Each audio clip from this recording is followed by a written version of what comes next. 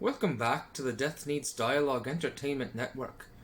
This is The Depths of Fel'Than, Episode 5, On The Wagon. Nonny, you hear thunder off in the distance as you look out over the depths of Keldron. You can see clouds billowing, white, grey, and black. You seem to be moving pretty close. I get you to roll perception. 3. They seem to be moving pretty fast. Yeah, they do. You're not sure how long it's going to be until they get here. A small recap for you. What just happened is this woman. Yeah, there was. You were in the temple with Jordan. Mm-hmm. Jordan had done something with the altar for Keldron, and then became incredibly sick. And then the next morning, a female body was in the middle of the Pantheon, the Pantheon temple that you guys were in. On investigation of this body, it awoke, asked a few questions, then she screamed. Yeah. Yes, and then she screamed as she realized something was wrong, and she passed out. So Nonny, you left the temple to go outside to get some air. Outside, with your 3, you do notice that there's no wren, and there's no goat, and there's no mule. Yeah, I think you had mule. Yeah. They are gone. Yeah. You don't seem to see any tracks. There seems to be a lot of rock, not a lot of sand and dust and dirt up in these parts. But you do notice that the clouds rolling in. Okay, so I'm going back into the temple. Okay. And I'm gonna see if I can wake Jordan. Okay. Jordan awakes. He looks up. He looks pale. His face is white, almost bloodless, and he kind of wakes up at the start as soon as he grabs your hand as you touch him and wake him on the shoulder. He doesn't say anything, just more of a startled, stifled sound.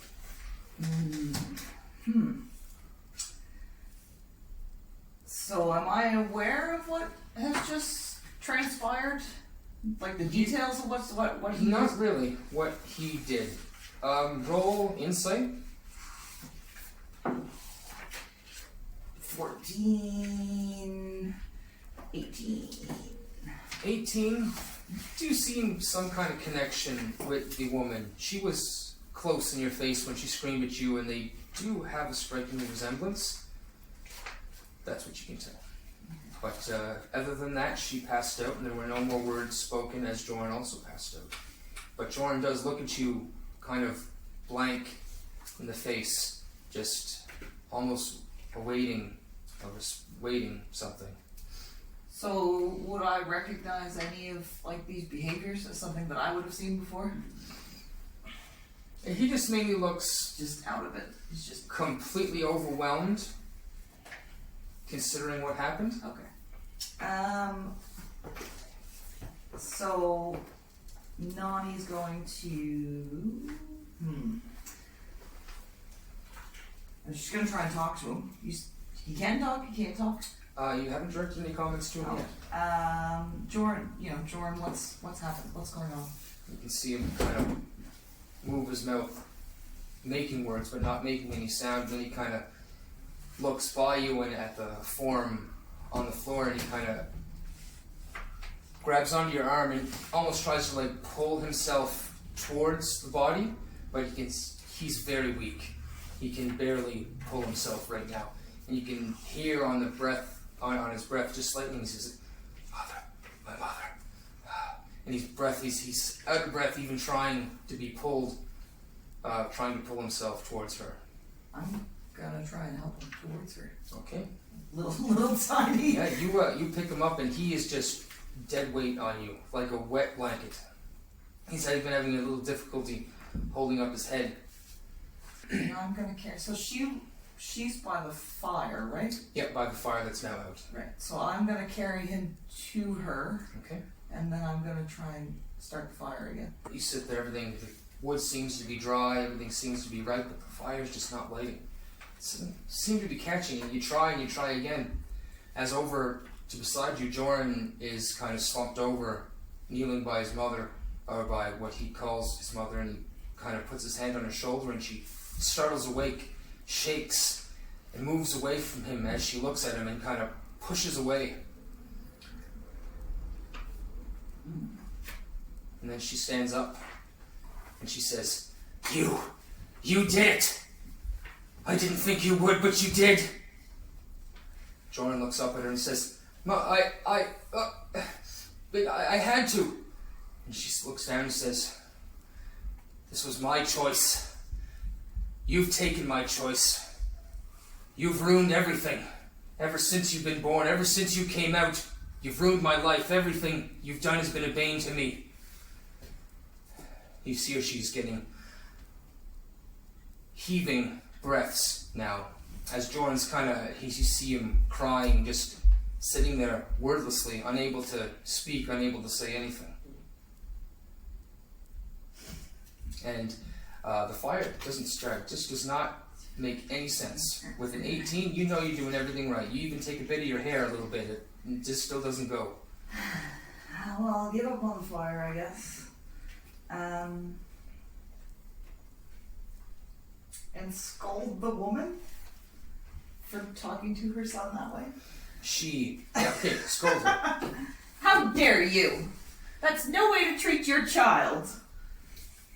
She turns on you, and as she turns on you, you could feel the wind in the temple just spin with her, and her finger points out towards you, and she says, And you, disciple of Anra, you mind your business! And she takes her hand and she crushes it like this, and make a strength saving throw. 20, very nice. As you feel this incredible burst of pressure and force push against you, and then move around you, Joran gets smashed into the wall.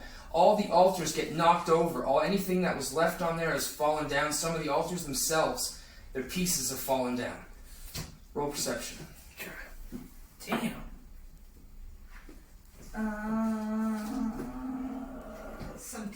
17, very good.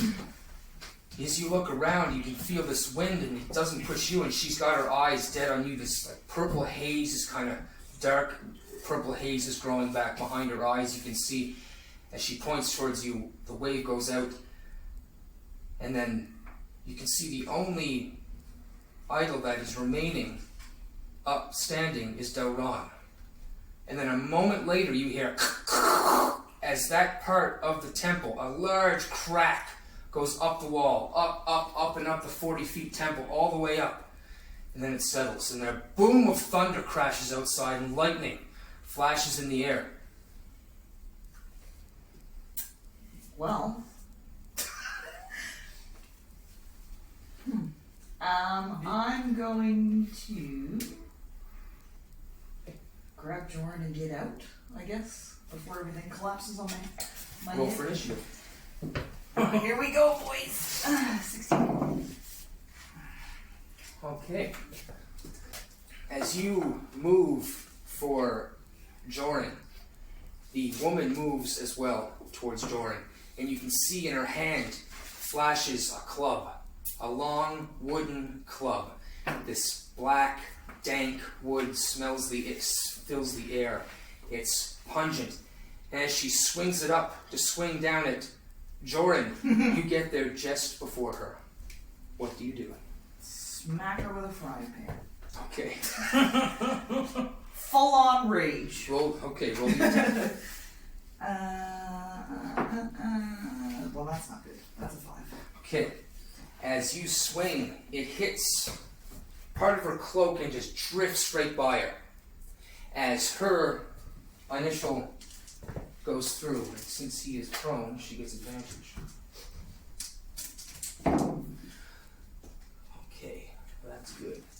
So, this club comes down, and as it hits, as it hits Joran, just on his side, he's laying there on the ground, it just hits him on the side. This green dull burst of energy, just for a second, woof, radiates out.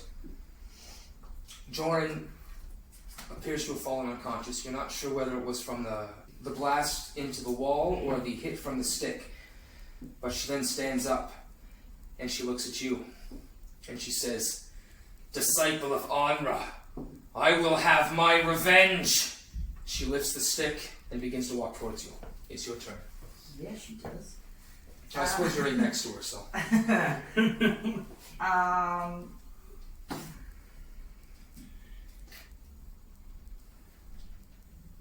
So, Nonny, having seen her crack Joran, a prone, unconscious Joran with a stick, is now gone into Nonny mode. And she just lets out like a strangled yodel and goes running at her. Okay, Full tilt. you're pretty much right beside her. Like, you guys are all pretty much. Just jump on her, with a frying pan. Alright, roll your attack. Alright, she has other things, but frying pan, I think The is frying her pan is weapon of kind of choice. when it's effective. Oh, that's not good either, though. That's an 8. 8? Oh, that's not good. That's, I might have to switch tactics here. No, that's not it.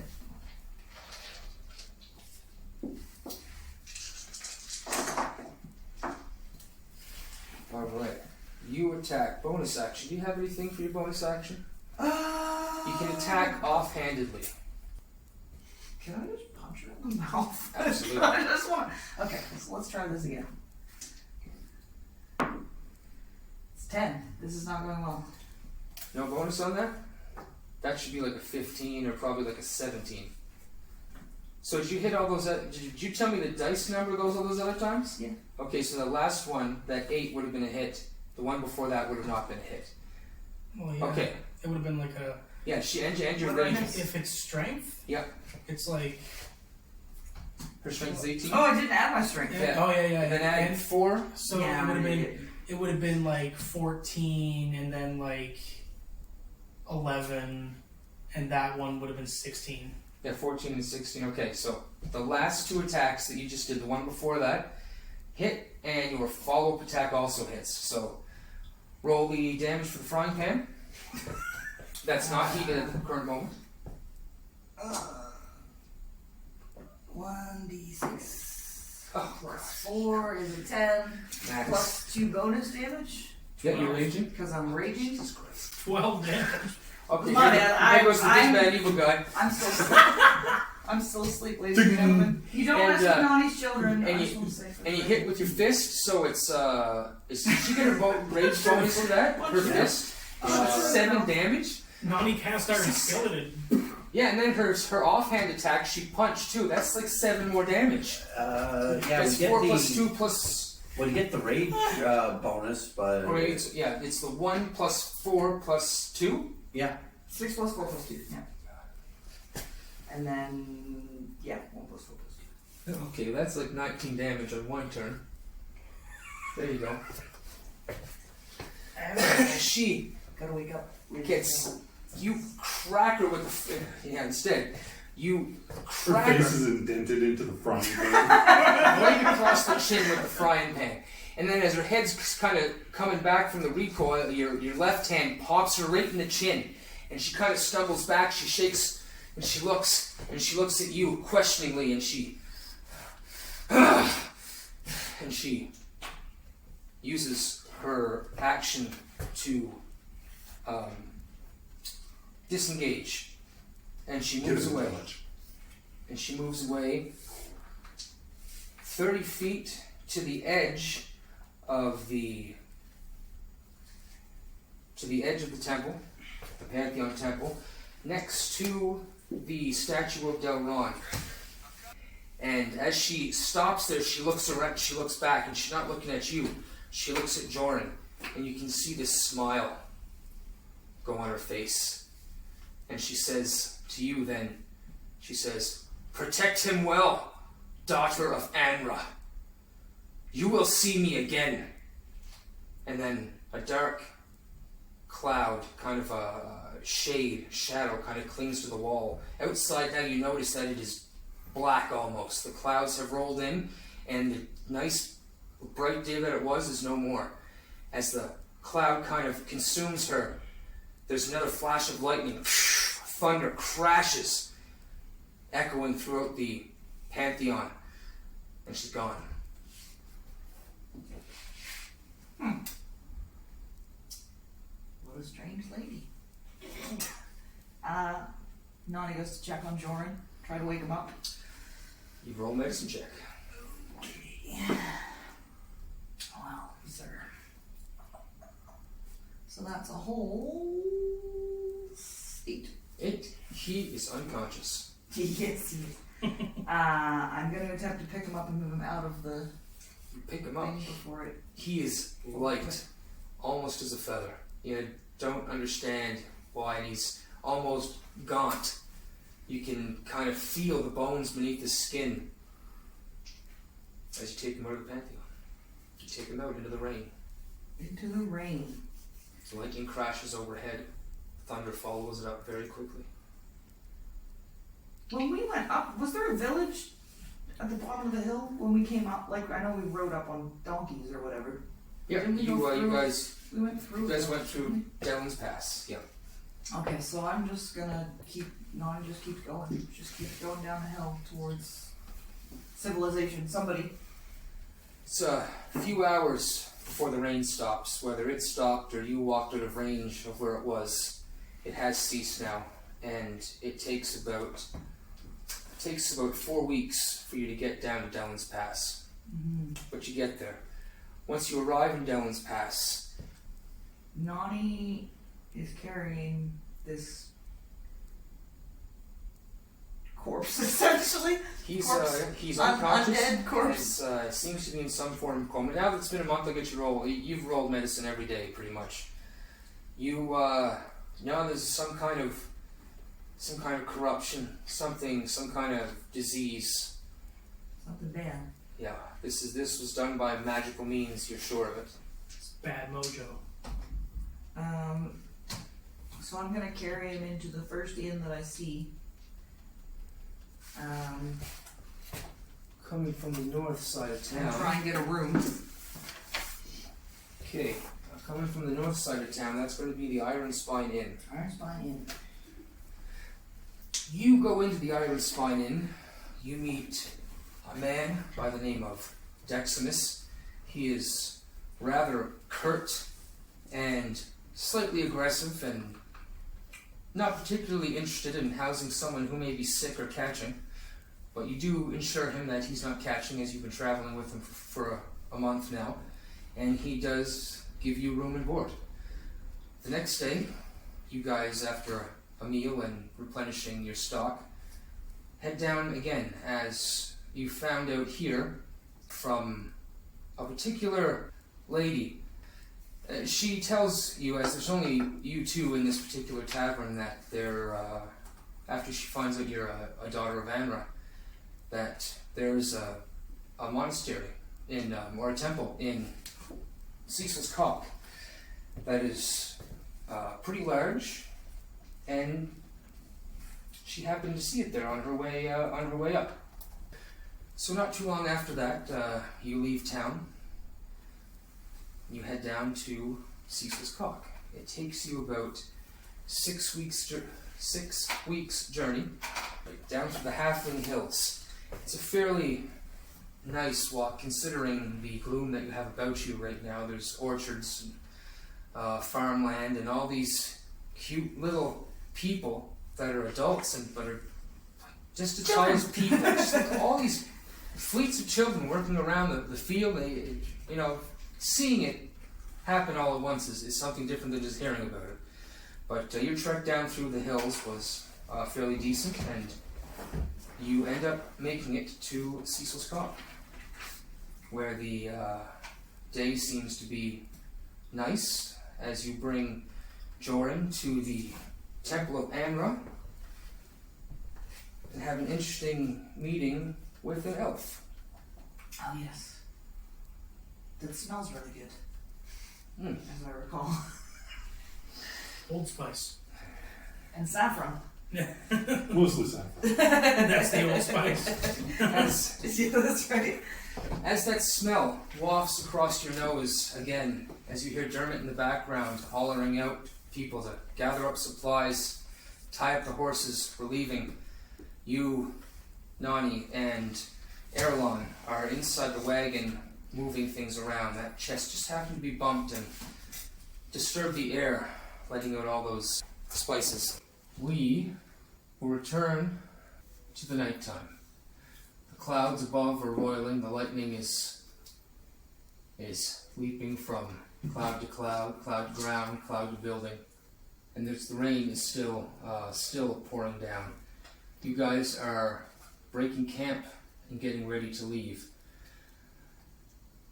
Darvin and Ravim, you guys have some things. So we'll get this down quickly before. Jar of blue salt, 8 pounds, not including the jar. It's like a big jar of candy. You find half a pound of fennel, a pound of lavender, a pound of ginger, a pound of thyme, and one hand crossbow that seems to have a different kind of string.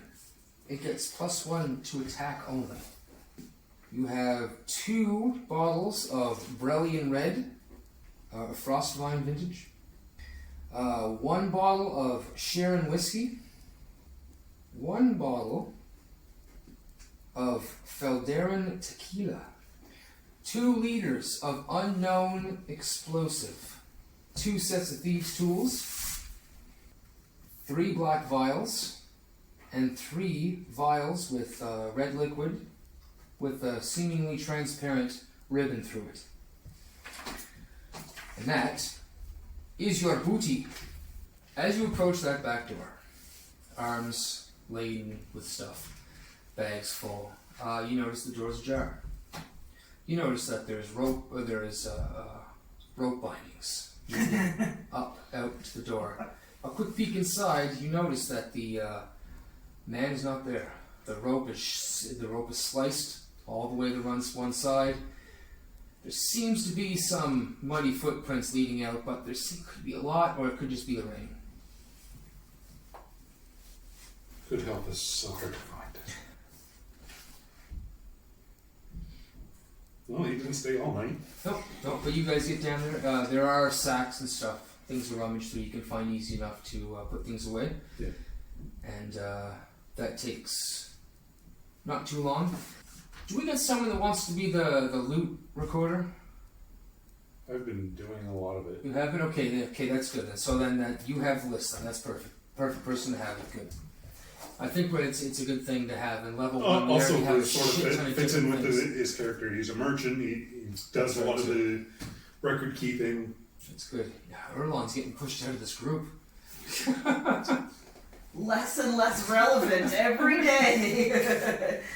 Comic relief has its places. So, do you guys make your way to the wagon with anything, or basically what are you guys doing after you sort your stuff, take what you want?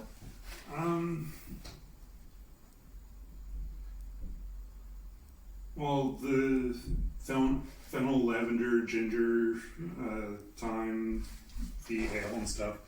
And sort of make that stuff in with the collective of the wagon. The chest of spices? Yeah. Sounds good. So, you guys would bring the chest of the spices, stuff like that. I imagine keeping liquor? Yeah. Gotcha. Okay, good. With the spices. And Nonny and Earlon, you guys are in the wagon, sorting things best you can now that more supplies have been got, and you have to make room for people to sit now. So Earlon's going to take whatever he can and move it in positions that aren't impeding anybody's movement or anything of that sort. He's just absent-minded, just kind of doing things because of what happened. If anybody were to look at him, he'd still have kind of a little bit of a red stain from the blood. Yeah, it's not all off. It's definitely not definitely not in the state of mind to wash, I guess. Yeah. Gotcha. Okay. Even though it is raining, it's still on his clothes. Well, that's just a. God, you gotta change your clothes, man. Yeah. The rain washed it off a little bit, but it's there. Like, you know, somebody be like, you know, suspicious. And where did we leave? Intimidating factor. Where did we leave this body? Just in the alleyway. I'm pretty sure it's Yeah, you guys brought, No, you guys we brought brought it Did back. you bring it back? Yeah, we brought it back. I didn't. I didn't do anything. Nothing helpful. You were more focused on him. It was the Yes. he ordered the other guys to bring it back. It did go. So they did bring it back. What you were going to? Yeah, what are we supposed to do with the corpse? What were we doing with the Yeah, corpse? there's roll perception, Ravim. Just chuck it in the wagon. Huh? Well, I mean, 21. 21. Yeah, you see it. You see there's kind of a strange look about everybody right now. You can see that the guards are whispering back about something back and forth, and then they're kind of looking around, and then you see them look at the ground, and then you see a body. Is he a covered body? Is it? It's not really covered. In Do I mud. recognize him? Yes, you do. It's covered in mud. It's the guy who was, Downstairs, downstairs. who ruined the road? yep, who ruined your rope, yes. Or maybe Earlon's rat bastard. Told him to stay put, but no. Well, I suppose someone will deal with him. Dermot happens to walk up behind you and kind of pats you on the shoulder, and he says, when Korath makes a decision, it happens. He knows what's going to happen. He got what's coming to him. Best not to think of it. Do we hide him, or will someone else do it? It'll be taken care of. Figured. given the distance between them and the cart, would a perception of 22 make Earlon With disadvantage? with disadvantage? 21. When I would say that he's actively rolling. Not you're the only one that's hearing his conversation. So would he be able to with a 9, with bonuses, yes, you hear. Yes, you hear that conversation. So, But it's not the whole conversation. You can hear what you hear is Dermot speaking with Ravim. You know they're talking about the body, but you're just you're not exactly sure about the rest. Yep. Just too much rain and too much thunder. And did he hear? Brain fog. I'll leave it up to you. Did Earlon hear he got what he deserved? no, No. no. Earlon just kind of he's actively just avoiding any kind of eye contact with anybody. You're in the wagon sorting things right Yeah. now, so it's very easy to do that. The wagon is covered. And I am in the wagon, Yeah, fucking it up. and Keep moving things back after he said every time he moves something, I move it back. I can see that right now. Yes. And Earlon, you don't even notice. Yeah. You just keep going and. I'm just trying to make space. So it turns out I'm making less space. But yeah, no.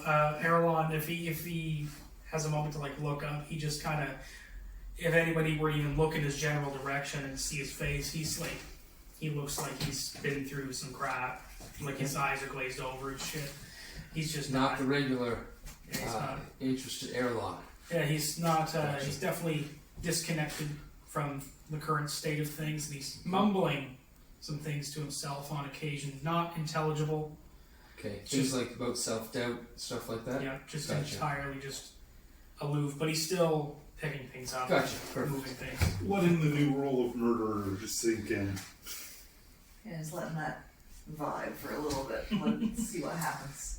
He's not in a good state of mind at all. Nonny's You'll get used to it. Nonny's ruining his life. It's fine. So Dermot pats you on the shoulder and again says even quieter. He says, "Good work," and then moves off. Give it a second or two, and then I'll resume what I was doing. Alright. You head to the wagon. You're at the mouth of the wagon. There just happen to be hitching horses on there. 6 very large, very strong horses. Seem to they can go quite fast. Very fast. You cover a lot of distance in a very short period of 7,000 time. kilometers fast. Never Get get it tired. Never need sleep. No, It's almost like Magic we're- horses. they seem to be a fairly large horses, anyways, and there are 6 of them. You guys are carrying a load of logs that is quite heavy. Not to mention the men and the equipment you're going to need to make the 6-week journey into the north, including replacement wagon parts, such of those things. Also, we want to get out of town relatively quickly because Some things have happened. There's a distraction right now. Some things, Yeah. things have happened. quick distraction. Look, a distraction. So, you get to the wagon. You see inside the wagon clearly, Earlon and Nonny, they seem to be busy moving things around. Not very effectively. Well, very effectively. One picks it up, puts it somewhere. The other one picks it up, puts it almost next to where it started, and they alternate. Roll perception. They're both talking to themselves. Not to each other. No. 7. Both just Oh, muttering okay. to themselves. Yeah, they're just That's sort big. of. No, exactly. That's what it looks like. There's just 2 of them mumbling to each other, and once you catch just one time, he put a box down, and 2 seconds later, Nonny grabbed it up and put it back. But they're there. I'm just gonna put my stuff away from them and stay out of their line of fire. Okay, sounds good. Don't know what's going on there. Don't want to be So, involved. You tuck it off to the right hand side, and it's there. That's all the. Is that the stuff that you took personally, or are those the spices? And That's the spices and stuff. Gotcha. Okay, A lot of that other stuff I'm keeping on myself. sounds good. Earlon kind of just he glances over in the general direction of Ravim. Something He's moved. Yeah, Yeah. he looked over for just a second, and Ravim probably would have seen it. Like he's looking at your feet, or like looking Oh, past. except I'm on he's the ground probably- and the wagon's about here. Yeah, Oh, you're looking at. He's kind of looking through him then. Like he would be looking at your chest level, going through. He just looks like he's not even there. I'm gonna do a perception, see if I can see the blood on him. Roll with advantage. He's very obviously covered in blood. 17. Yeah, so he's got blood. I'm just gonna go Same, buddy. prestidigitation, Same. clean up all the blood, and good to go. Okay, so it's when you do it on his face, it clears, and then you notice that his clothes are deeply soiled in the blood as well. Like It's just his. Yeah, upper- it was his clothes I was So feeling. he says it.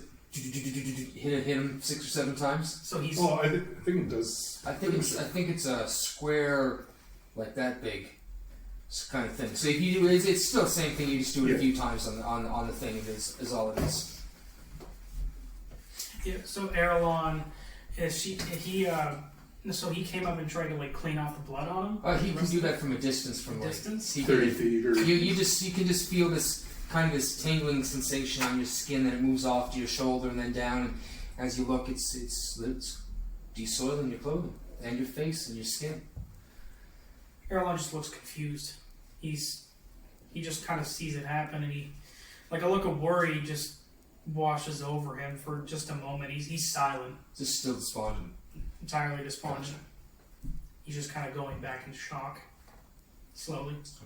He's starting to slow down a little bit, moving things too. Like it's noticeable. So now you've seen that as well. Ravim came in and Yeah, just cleaned all. Actually, I don't think I can. Oh really? You instantaneously clean or soil an object no larger than 1 cubic foot. Yeah, we've had the conversation about this before. That we'll let it go for if you want to cast it a whole bunch of times all over. Okay. But unless you want to stick to that rule, that's cool. But this is one of those things. It's the cantrip. It's fun to clean somebody up after a really muddy thing, and if you use it a dozen times, but if they're really soiled, maybe there'll be something left over. So you can't clean everything, but we let that go. Okay, yeah, I'll do it a couple times. Yeah, so you feel that all over him. You can hear him mumbling and chanting. Is it just hands? He's casting it anyway, a few different times. Nonny, you see this as well, and then he finishes. And Nonny looks at his nice clean shirt and then looks down at her clothes all covered in mud. And then looks at his clean shirt, looks down at her clothes covered in mud, and then just goes back to doing it. Not so little. Earlon, That's what you get for using the saffron. Nonny, no love. Where's the dragon guy? I need him back. I was Yeah, trying a couple to. lines and some other stuff. Okay, all right. I was trying to have it so that I was trying to roll the dice and see, like, even with disadvantage, if Earlon would be, like, unable to tell that it was Ravim that was doing this just because of how despondent he was. But he got, like, an 11 on insight, or if it's perception, like... I wasn't trying to hide it either. I would say it's pretty clear. Pretty But clear? it takes you a few seconds after the fourth or fifth casting just to be like, just to realize that, to actually just react to what was happening. So Earlon just kind of holds his hands up and pats one of the spots where, like, a lot of blood had sprayed, and he looks over at Ravim just a little bit less. He's a little bit more there. He looks over to Ravim and he says, "Thank you," Oh, and just goes back to working and moving crates. Okay, move back. You're doing it a little bit better now.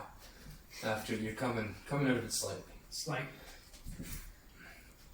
And you guys can hear a jangling of chains and harnesses as it looks like the horses have been finally secured. Yes? he's on a roller coaster. Yeah, that's for sure. It's been a big day. It's really nice to get out on the road for 6 weeks, eh? Maybe he's still stuck with Nonny though. Well, actually, She seems Nonny supportive. still hasn't been formally invited on this adventure. To be honest, I mean, yeah, kind of. Not. but she Yeah, hasn't no, been kicked off the wagon as we're she getting just I know. integrated herself into this. No, remember Dermot gave her the paper to sign, or That was the other one. That was Yeah, that was Caitlin. That was Caitlin. oh, okay, that was Kaylin. Yeah. Yeah, because technically she was given saffron, and that was about the gist of the agreement.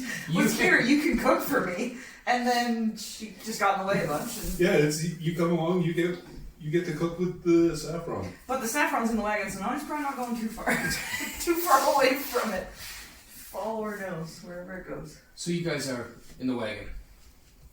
If you guys have nothing else to say to each other, there's something may or may not happen. But Nonny is also there and putting things away. Ravim, are you finished in the wagon? Yeah, gather up whatever I had and Did you leave anything in your room, or did you bring everything with you? I'd go get that stuff Okay, now. sounds good. All right, so that's pretty much what you see now. You see a few guys running up, getting their stuff, leaving their room. Making sure we don't leave anything behind. And Or anyone. Knock, knock, knock. We're leaving, Dragon Boy. Careful, that didn't go well for the last person.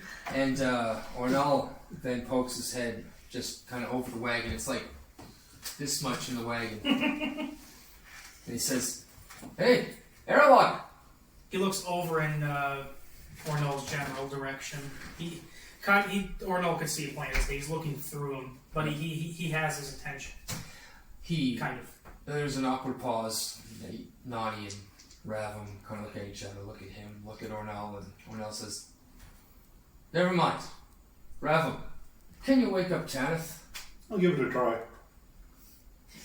And he says, "Just wait." There's this little whistle. It's a seashell, painted black. It's about half the size of a fist, and it's he passes it to you and he says, "If nothing's working, blow this. But be careful. It might agitate him. It'll certainly wake him up." Last resort, and I'll run as quick as I can. A dog whistle for the dragon man. Oh, Well, if he was here, he'd be able to tell you all about it. Unfortunately, he's not feeling well, so. Yeah, we'll see. Yeah. Yeah, I'll go up and I will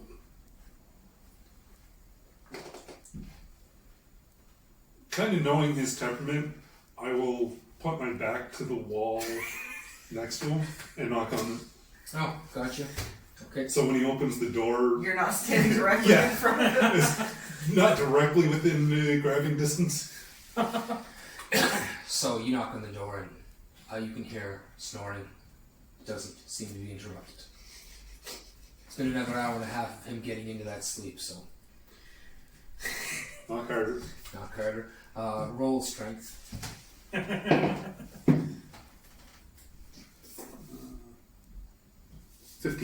15. Okay. You hear a. And, Gather your stuff, we're leaving. and then the snort continues. It's close. You gonna do it again? Okay. Yep, roll your strength on the door. Oh, there you go. 17. 17. There you hear a snort and a grumble and some dragonborn. And then clearly calm, and he says, "Elves." He gets up and you hear a thump, thump, thump, and your door swings open. And he looks and there's no one there. You can hear the breathe in and the breathe out. We're leaving. Grab your stuff. He looks out. Disappointed voice. He looks at you. He says, "On whose order?" We can leave without you. You must be forgetting who I am. Fine, stay here. Don't get paid. Don't eat any more food. He just looks at you. Keeps his cold dragonborn face. We leave in less than an hour. You're on the wagon, are you not? He just stands there, looks at you. If you do kind of walk We away. do this 5 minutes of stare, and then it's like, I'll be down waiting for you. He just watches you walk away. Yeah. Yeah. He's not the type to back down. He would have stood there. And stared at you until the dawn of time. But It was go get your stuff, he or we're leaving without you. he is most certainly up. Yeah. So if he doesn't get there, it's completely his own fault. He has received the warning. You get back downstairs with your stuff. You see Ornal is kind of leaning up against the inside of the tavern wall with a smile on his face as you walk down. And you walk down, and he kind of wrinkles his forehead, and then his smile kind of runs off his face and shrugs and puts his hand out. You give him a whistle and say, didn't need it, but he should be on the wagon in less than an hour. It would have been funny. Anyway, I gave him the option. If he wanted to stay behind and not enjoy any more of the food, it was his prerogative. it's not something he's likely to do. No, I figured it was a good motivator. You know, you seem to be fitting in around here, Ravim. Have you been thinking about the service? We'll see how things go, but it has crossed my mind. He pokes you in the belly. Seem a little squishy, but I've known a few squishy people that can do many things. Many, many terrible things.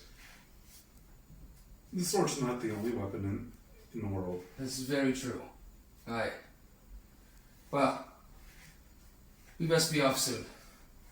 And he nods to you and walks off. And you are prepared. Nonny has nothing. She's on the wagon and prepared. Oh, Charles. Earlon, did you leave anything in your room? I didn't use my room. You didn't use your room, so then Yeah, you no. have everything you He have. was too busy killing people.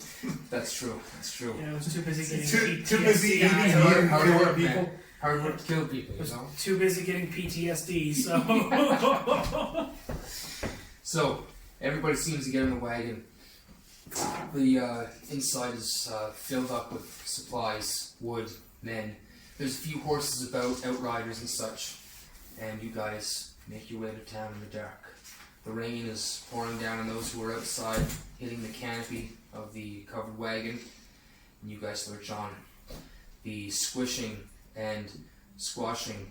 The wagon pulls out and onto the main road of Cecil's Cock. And up and out of the ridge, you guys pull the wagon.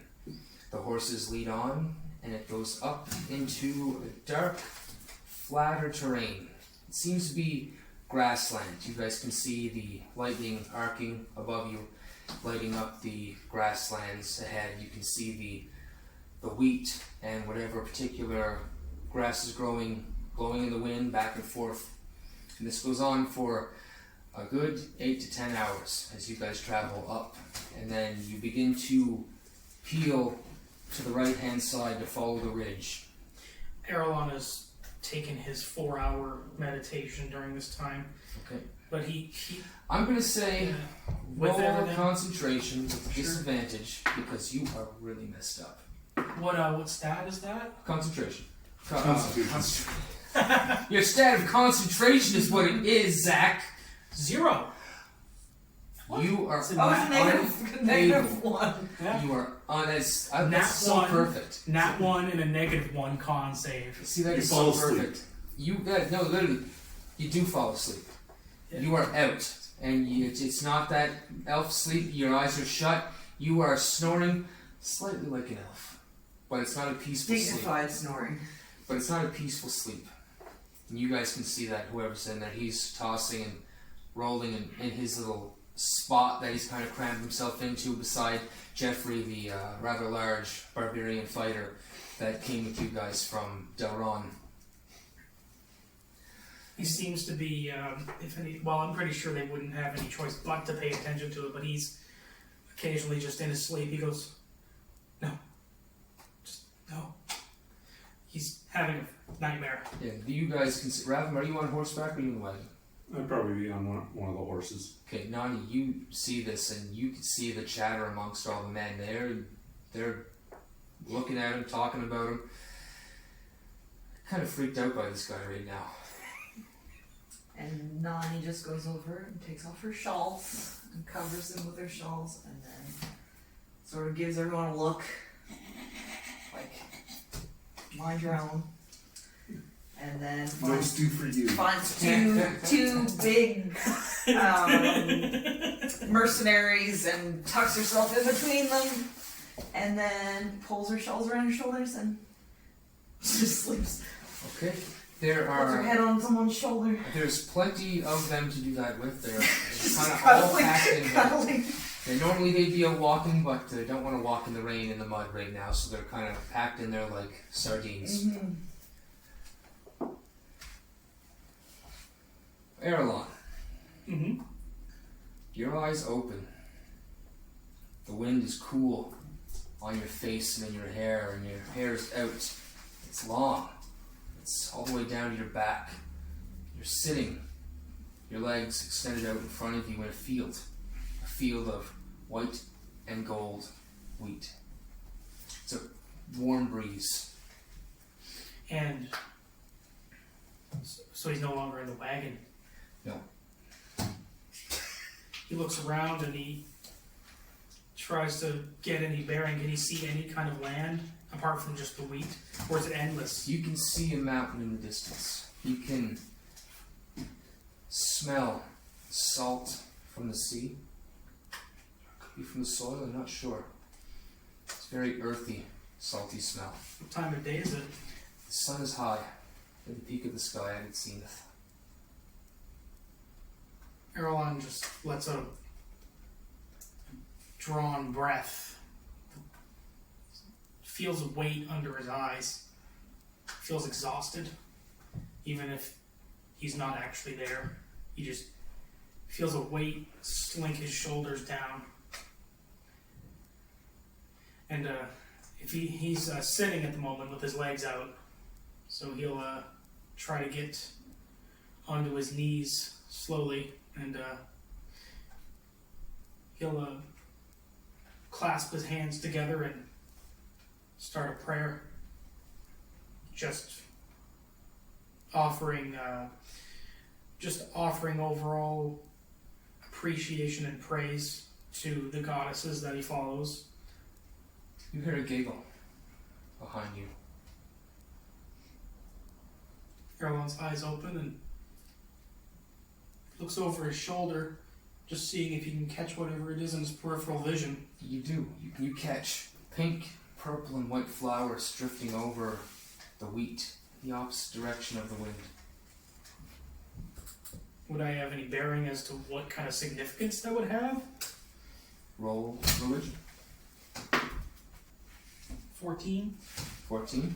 You're aware that Grinhilda often presents herself as a dryad. Dryad. When she can, and stories of her doing so. And This is generally how they come to be. They're shapes of leaves or petals. But it just goes out of your sight. Just catch the glimpse of it. He'll stand up and he'll turn around. And he just kind of looks across the massive open plains of wheat and tall grass, and he just utters out and he takes a couple steps forward and just tries to look around. He says, I didn't mean, it wasn't, sorry. You hear another giggle. In the same direction, but this time you don't see anything.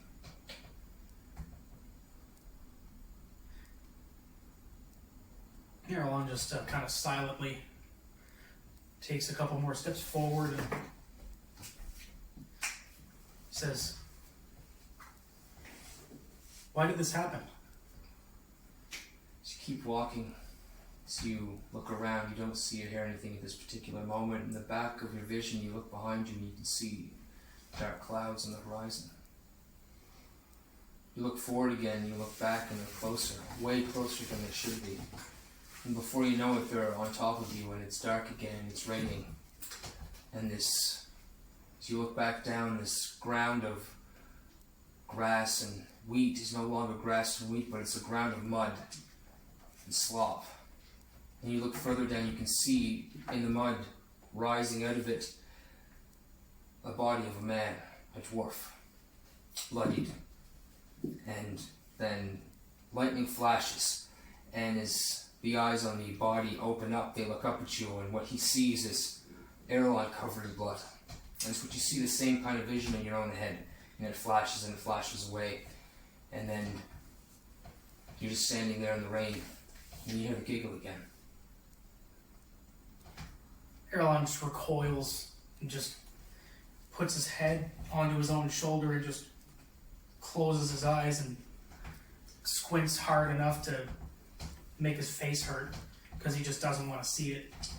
And a couple tears just run out of his corners of his eyes, and he says, "Hell, I didn't mean. He should have been given a second chance. It was an accident. I could have saved him, but..." You hear a giggle, closer this time. Earlon falls to his knees, and he's shaking, and he's looking up from the ground, and he says, "What does this all mean?" Do you open your eyes? Yeah. As you say that, when you're looking up, you can hear this ting, ting, ting, this hard tin sound. As you look up, there's a large cauldron, and behind it stands Nonny, and she's offering you a ladle full of soup. No? And she reaches, and it's weird because she's on the far end, and she reaches way down over, and it's like her arm extends all the way down to you because you're down on the ground. And as you're praying, you look and you see that there's a bowl in your hand, and the ladle of soup falls into the bowl, and you can see that it's filled with everything. You see vegetables, you see fruit, different pieces of such sliced in. You see then a slice of sausage, and little bits of something else, and then an eyeball, and a human finger. And it all seems to go together, but it smells delicious. And you can't help but partake. You have some, you drink it, you take it, you slip it in, and it's delicious. And then you look up, and Nonny's looking at you, and she says in a completely different voice, and she says, "Grinhilda provides. Grinhilda also takes away." And then there's this whooshing of wind swirling around, and all the colors mix, and it's just all around you like a webbing. Each web a different color. And then it goes away, and you blink. You awake in the wagon. You have all these multicolored shawls on your body. You see everybody around. You hear Nonny, a quiet little snoring between two of the other barbarians who are kind of closing on top of her, and it's just this kind of bridge with Nonny beneath it sleeping, kind of moving slightly up and down, up and down. Earlon, he's trying to hide the fact that he's hyperventilating. Everybody seems to be asleep in here right now. It's early. The wagon's still moving. Still moving. Roll perception. The wagon never stops at 7,000. The wagon never It's stops. never gonna stop. Oh, 24. 24. 22. You breathe in, you can smell. I didn't know we had ginger. Ginger, it was all of a sudden, but then it's overcast by rain and the dew and the morning freshness off the grass. You pull the canvas back and you catch a peek of the sun. The first thing you see, just breaking the line of the horizon. The wagon's still in motion, so Earlon just looks off into the horizon and he thinks, he doesn't say this aloud, he says, what's that? He thinks, was it just fate? Was I not in the wrong? It's technically just a question posed to Brynhilda, but he looks off into the distance and, his hands are at his side, one holding open the canvas just a smidge to look out, but his hands are shaking. He's breathing, but he just kind of looks off into the distance and then shuts the canvas, and then he walks back to where his spot. He puts the shawls that Nonny he took off that Nonny gave him. He folds them and sets them right next to her, kind of in between her and the guard, so that they would be there when she awoke. But Earlon just, he kind of crosses his legs and tries just meditating in that little spot that he had. You have no trouble entering a meditative state right now. Though you are not rested from the sleep you just had, yet you find Brynhilda's graces much easier this time. Interesting. Nonny, you wake up.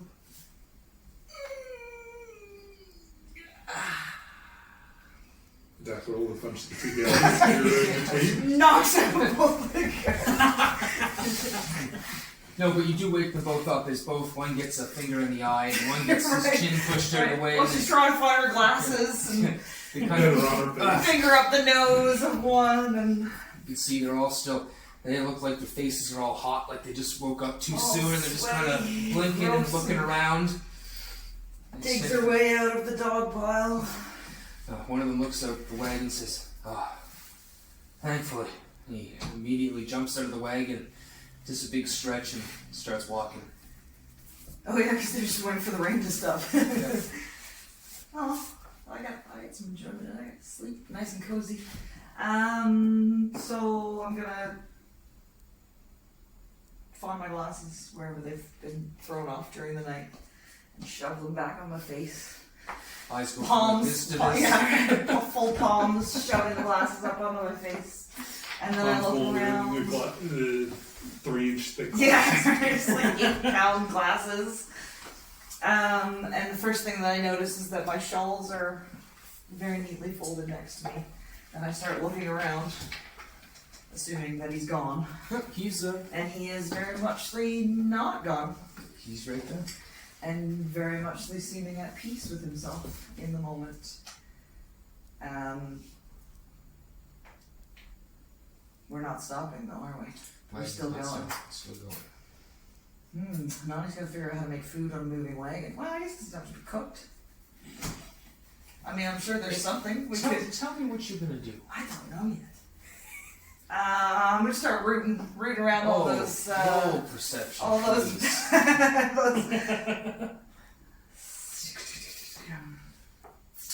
That is a DC 19. 6. Okay, 16 was the DC.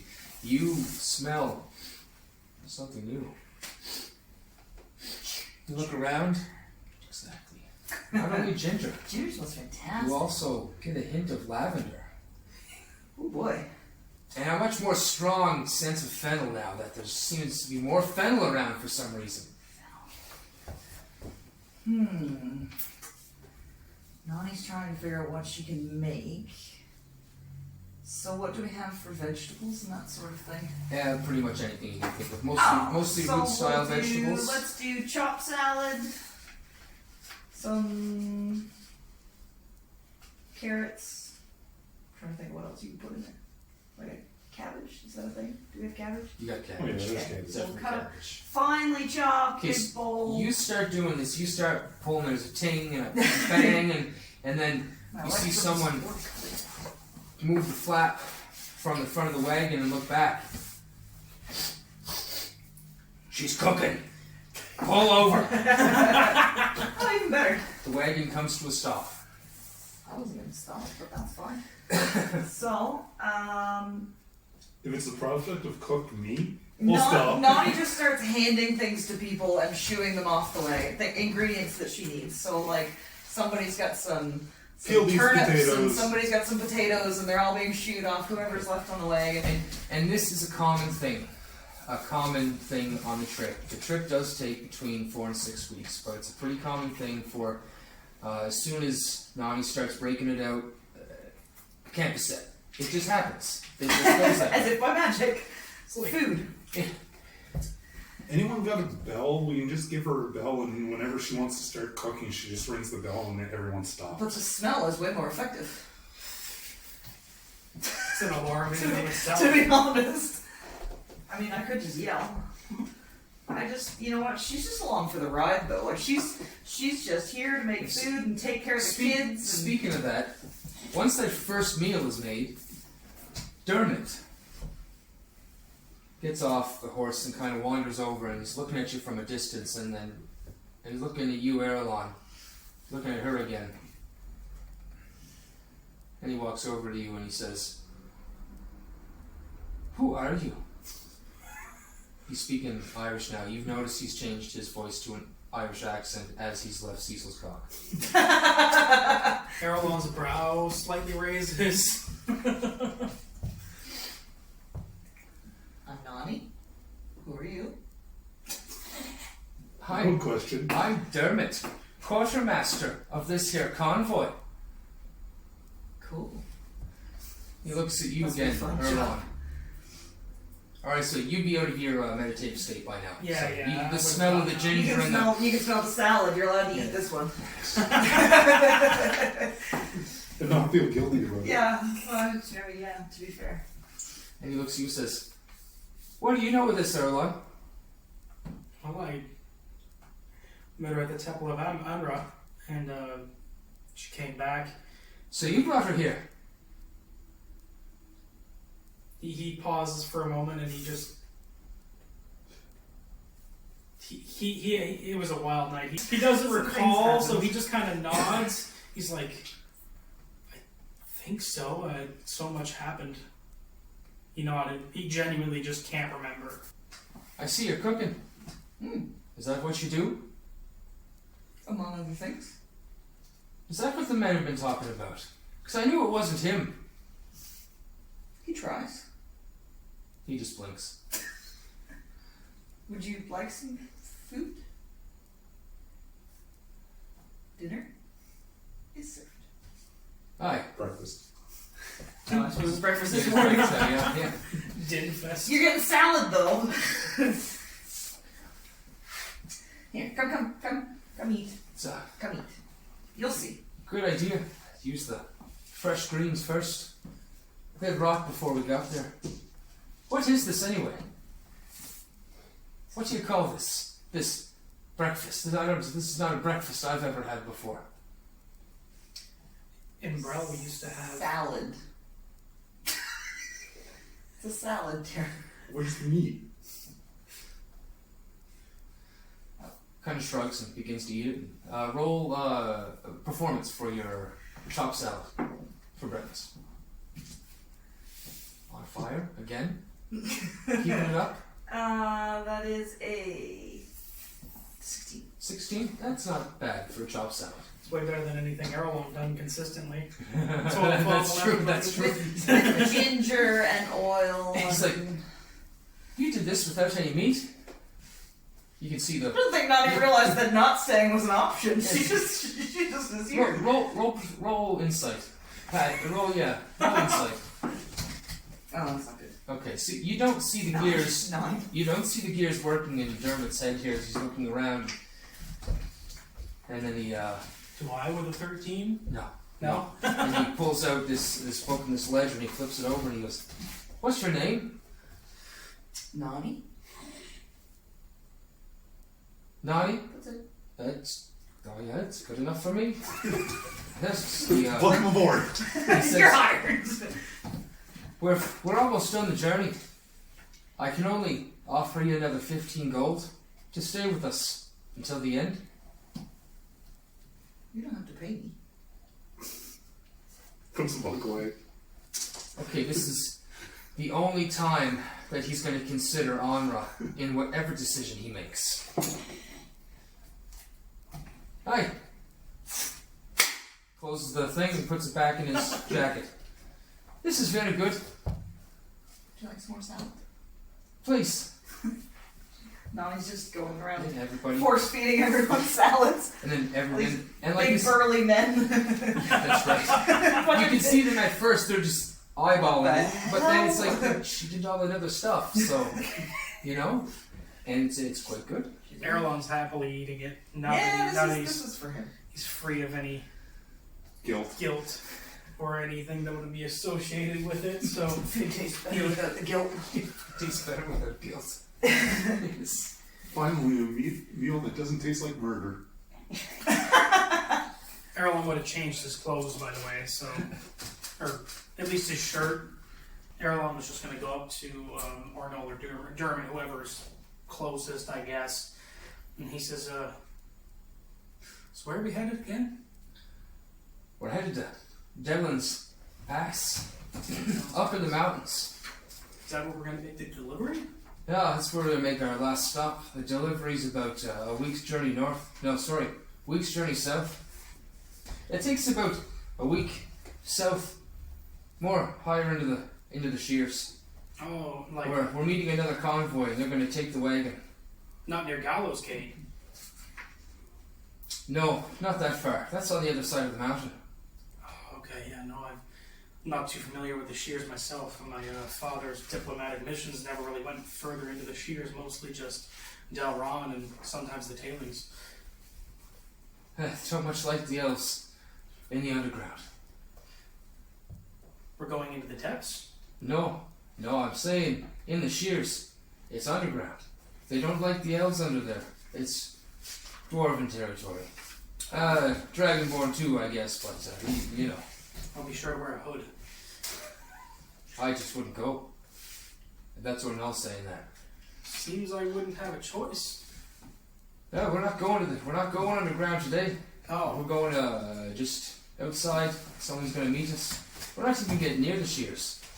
no? No, they're coming down and picking it up. Oh, okay. That's even better, I suppose. We don't have to deliver it this time. As long as they pay us, that's the main thing, I suppose. Ravim, you hear a conversation with Ornell and Earlon off, and you see Dermot just around eating this chopped salad, and he's got a smile on his face, and you can see the gears turning in his head. Just every bite. Every single bite. Good meal? Have you tried it yet? I haven't actually had a whole lot of her cooking. It's, Still mad about the Of from. Refuses to eat.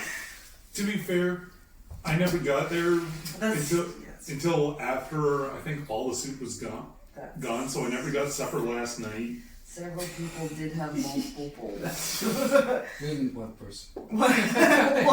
one large person. Yeah, that was unfortunate. A cool turn of events, though. Yeah. So, he says it's marvelous. Marvelous. So someone managed to convince her to come along then. Did you know she came along without pay? What He kind of catches himself as he looks around and he laughs awkwardly. Well, good fortune for us, anyways. It's the truth. You should really try. Go get a good bowl, I guess. It's delicious. 16. I'll pretend that it means something. No, 16. So 16. no, it's marvelous. The combination that she's made with the spices, the ginger especially, gives it that nice kind of pinch. It's quite good, but it's cold, and usually, you're not used to a cold breakfast. Usually oatmeal or beans or something more fine. Beans, eggs, Yeah, meat, some but variety. it seems to fill you. It seems to be quite good. That raw No ginger. saffron in this. No saffron in this one. She doesn't steal it. It was given to her. All right. That He minced, stole it. Yeah, I don't make decisions. that minced ginger really wakes you up. Just complete and That's right. feel it in your breath. And it's a very pungent ginger breakfast. It's like Yeah. gall and gall. Yeah, if you don't like ginger, you're probably not going to like this. But if it's the only thing to eat, you're going to wake up. Yeah, no. Earlon kind of reminds him of some of the side dishes that he had when he was of royalty or nobility back in Brel. Yeah, it's very similar to that, except done in the back of a covered wagon. But yeah, it's He has a sense of familiarity. that's right. Chopped salads. He looks over at Nonny and he says, this is oddly familiar to, this is oddly similar to some of the cooking I had back at home and when I was a part of Elven nobility. And he says that loud so anybody would know he's noble? So, Wow, that's going to go around. yeah. Very old recipe. So, just, yeah. It's an old recipe. Do you know where you got it? I've known it my entire life. It's handed down to me from my mother. It was handed down to her from her mother. Kind of furrows his brow. He says, do you have elves in the family? That's the Do I dwarf. look like I have elves in my... Not This is extremely regional. That's the only thing. But no, he says, well, you did a really good job. He keeps eating. Thank you. She spits more into his bowl. And this goes on for about 6 weeks. You guys are traveling on. The plains turn into the hills. We'll make sure, I just want to make sure. Nonny occasionally dragging someone off to help her forage for different things to add some variety I'm to sure our if you lives. put the bug into Tan's ear, he will stop the wagon to make that happen. No, while everyone's eating, she just is like, Oh, I see what you you mean. with me, we're going this way. They don't say no. Not if they want to eat, they don't. That's right. So I'll get you to roll Nonny feeds with an iron fist. roll survival with advantage. What's that? Survival wisdom. 16. 16. And how many guys did you take with you? 2, maybe? No, 1. Mostly it's just to carry stuff. Okay, just I'm curious. hunting. They're just carrying. They're just Gotcha. Okay, yeah, you Slaves. find a few nice patches of berries, different colors. Some you're not quite sure what they are, but they look good. And you pile up some very nice, tasty things from the hills around, wildly grown. And I would say that you were able to gather up 3 days' rations from that particular search. The next 6 weeks pass very much like that. lots And of snuggling. I would have to say though that your spice supply is taking a dent, Makes but sense. Dermot doesn't seem to care very much. I have to say that as well. But everybody is fed and well rested every day. Morale is relatively high, Yes, that's absolutely, morale is and that's definitely. probably why he doesn't care. So you guys roll into Delen's Crossing. It is late as hell. It is 1900 hours. You guys are getting in late. 7 o'clock. The sun is just hanging low in the sky when you guys approach Delen's Crossing. To your right hand side, there's a steep ridge line that drops down a portion of the mountain, and there's a set of buildings on the right hand side that line it that seem to be excuse me, oriented towards the expanse as opposed to oriented towards the inside of the city. Then the city seems to build inwards away from the ridge. It's not an incredibly large city, on the same level of Cecil's Cop there. About the same. As you guys walk up in the town, there's 3 or 4 main roads that snake off to the left that go deeper into the hills and where you are right now. And those few buildings. Since it's 7 o'clock, most of the places are closed. You don't see too many people walking around town as you're rolling in with your 6 large horses. But Dermot does call the wagon over and you guys stop on the side of the road in the middle of town. And he calls out and he says, "Alright, everybody off. We've got to find a place to stay. We'll head out in the morning." Earlon hops off the wagon and looks around. How does the air smell here? It's a weird question, but... How does the air smell? I would say the air smells nutty with a pinch of orange, some greenery. Other smells you can pick up are smells from the smithy, stuff like that. You can easily pick up the smell of feces and piss in some particular alleys. Dogs, the horses. Yeah. Gotcha. Earlon will take in everything, just...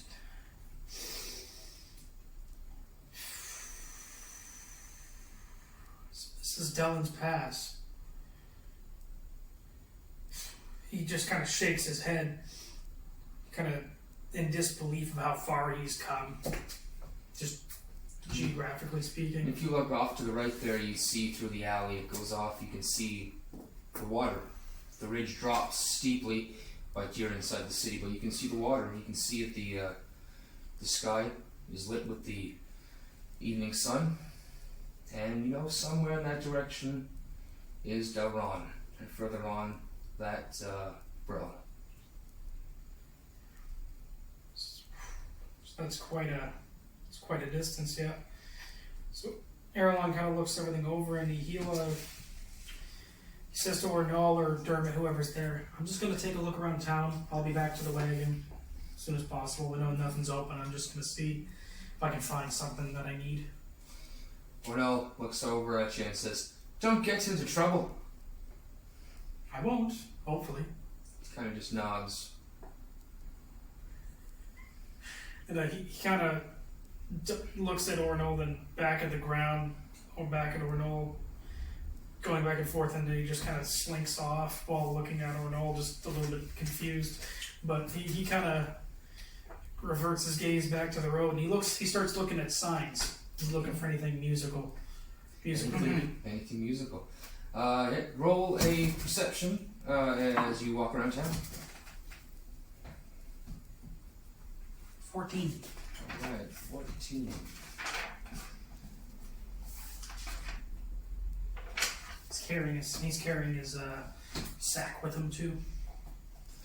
Alright, as you walk around town, what's your perception again?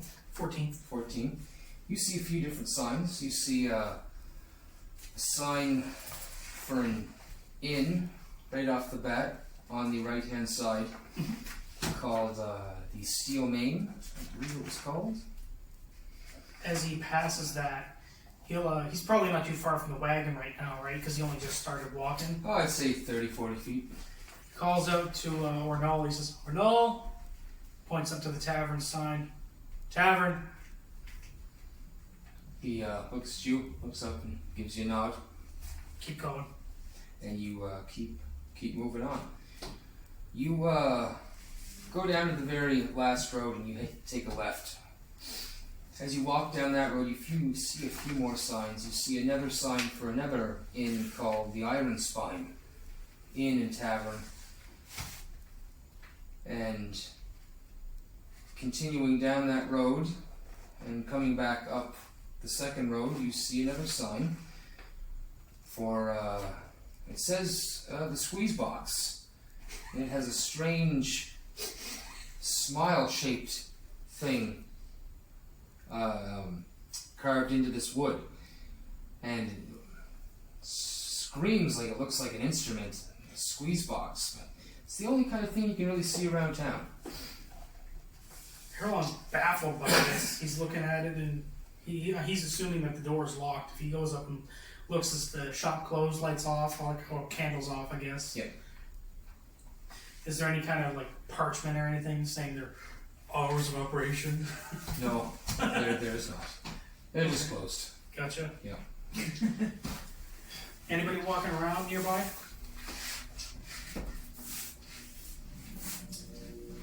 Yeah, there's someone walking around. And he'll look over. Is it like a dwarf or not this far in? No, you would. Not too many. There's a few different ones. Let's see. Which one are you gonna find into? One, you see a halfling. Okay. He'll raise his hand and call over. "Hello. Good evening." They're walking kind of in the other direction, and they kind of turn around. And they turn around and stop, and they look at you, and they kind of squint their eyes. And yes, Are you a local here? yeah, I live here. That shop. He points to the squeeze box. The squeeze box. When does that open at sunrise or? Whenever old Yarley feels like waking up. Old Yarley. He kind of tries to commit that name to memory. Thank you. Appreciate it. Have a good night. They turn around and you part ways. Yep, parts ways, and he goes back. Are they? Or did they go to the Steel Main Tavern, or where's everybody at? By the time you head back, the wagon has been moved to a wagon yard, and you can see a few of the guards wandering around town. Some of them are standing outside of the Steel Main. Steel Main? I hope so. Yeah.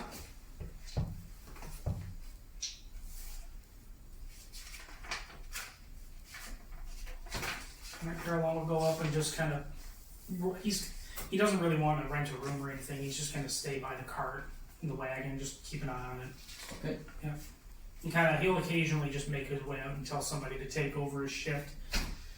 And just since he doesn't need much sleep or rest, he's going to take most of the watches. Okay. Because he only needs 4 hours. So. Sounds good. Ravim, Nonny. The wagon comes to a stop. Earlon seems pretty eager to get off and get on his feet and move around. He takes off.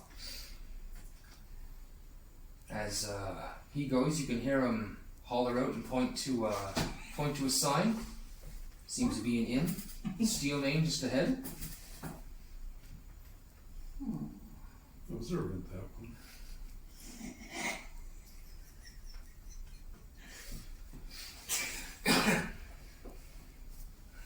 And you guys see from the wagon and from horseback there, Dermot is walking towards the Steel Main with Ornal. I'm gonna tie up the horse or take it to the stable. And Yeah, I suppose at this time it's being directed to the wagon yard by our Dragonborn companion. Well, Nonny's been on the wagon for a while, so she's gonna. Just pictured her. She goes to get off the wagon, and she has to like roll on her belly and kick her little legs off the edge, and slide down onto the ground. I'd imagine there's a step stool, because she's not the only vertical challenge. She just kicks her little feet.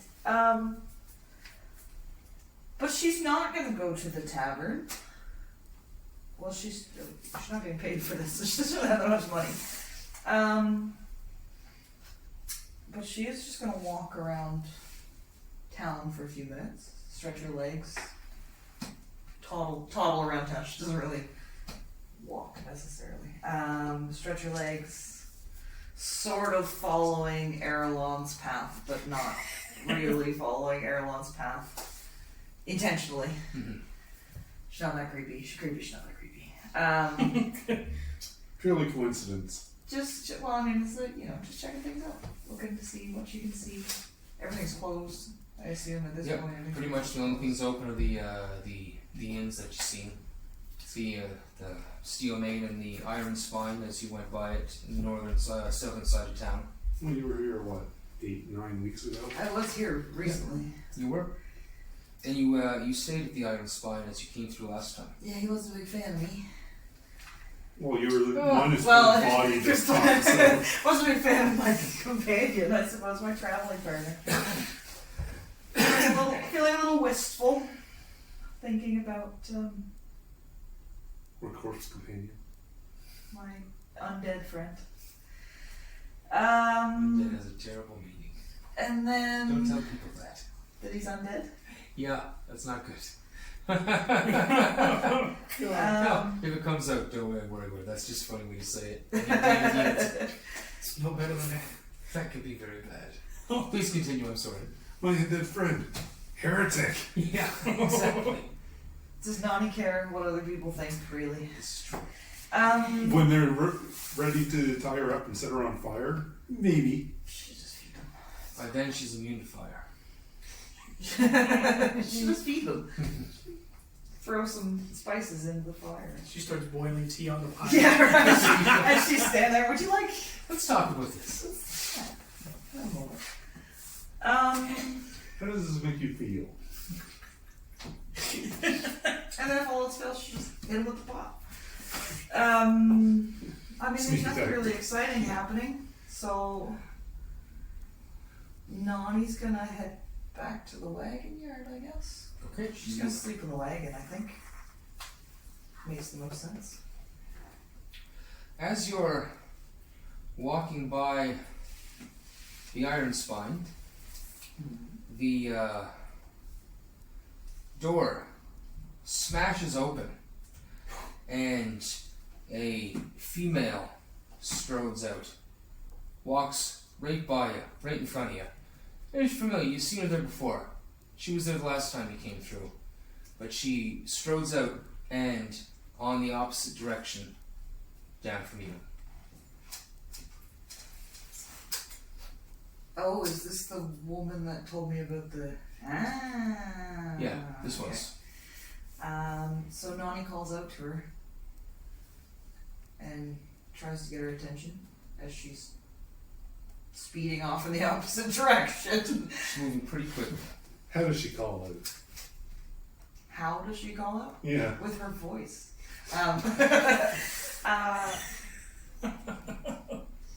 Yeah, first she's taken aback as, the door comes flying open in her face, basically. And then once she realizes she knows her, she calls out to her and says, "Hello? Hello? Excuse me, dear." In her very tiny grandmotherly voice. She keeps walking and doesn't turn around. Then you hear from behind you a voice. Did you live in a barn? You learn how to close a door? God damn it. This is from inside the tavern? And there's a man sticking half out the door of the tavern with his hand on the outside of the door, and he's closing it back in. You're familiar with this man as well. This is Dexamus, the owner of the bar. Yes. Nonny kind of just squints at him in her famous disapproving look, but doesn't approach and attempts to catch up to the woman as she's walking away. Okay. Little half steps as She's moving pretty fast. You move 25 feet. That half elf moves 30 feet. It's difficult to catch up. Let's see one more. She's nothing if not dedicated to her tasks. I mean, she's just gonna fall behind. Nonny can't really run. That's not really a thing that Nonny does. No, but eventually she just can't seem to catch up to her. She is faster, and she has a purpose in mind. Nonny just kind of throws her hands in the air and sighs and mutters to herself and starts heading back towards the... And wouldn't you know it, you just walked up Wagon right to the wagon yard. It just happens to be right there. You can see this woman walk off in the distance as she goes down the slope out of sight. Earlon was there in the wagon yard. I'm assuming it's open. Yeah. So if they passed right by, he would have seen this woman start walking first, like brisk jog almost, right? What perception? Sure. 18. 18? Yep, you see 19. a female walking down the street, briskly. Kind of looks over and does he notice that she's an elf? Or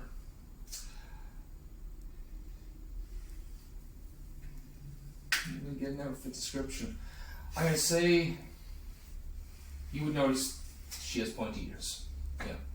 and with the angle that Earlon's at in the wagon yard, I don't know how far back he is, but would he be able to see like Nonny chasing her down No, the street? good point. No. That would happen a bit after the fact, yeah. And you see Nonny waddle up and just be like, as the woman is off in the distance. Nonny, Yes, dear. who was that? Did she have a name? She didn't have a name, did she? She didn't give you a name. An old friend. Old friend, I guess it wasn't that long ago, was it? She seemed to be in a hurry. Yes, I don't know where she was going. But unfortunately, I'm not as young as I used to be. I could probably go and see if I can catch up to her. Oh, would you, dear? That would be great. Sure. It's 40 feet of movement, my guy. Yeah. So he takes off jogging, and he's just trying to catch up with her. Roll perception. So, gotcha. 16. 16. You run, you try and catch up, you get to the edge of town, you look around, you can't seem to see anybody. You can see the road as it goes down over through the hills as it starts to go down. You don't see anybody on the road down. It's starting to get pretty dark also. Yeah, the sun's just about to go down. It's another maybe an hour or a half hour, so you're not going to be able to see much at all. Earlon lights a torch and tries to look at the ground, kneeling, because if she went this way, there's a possibility that she could have left tracks. Yep. Survival. Roll survival.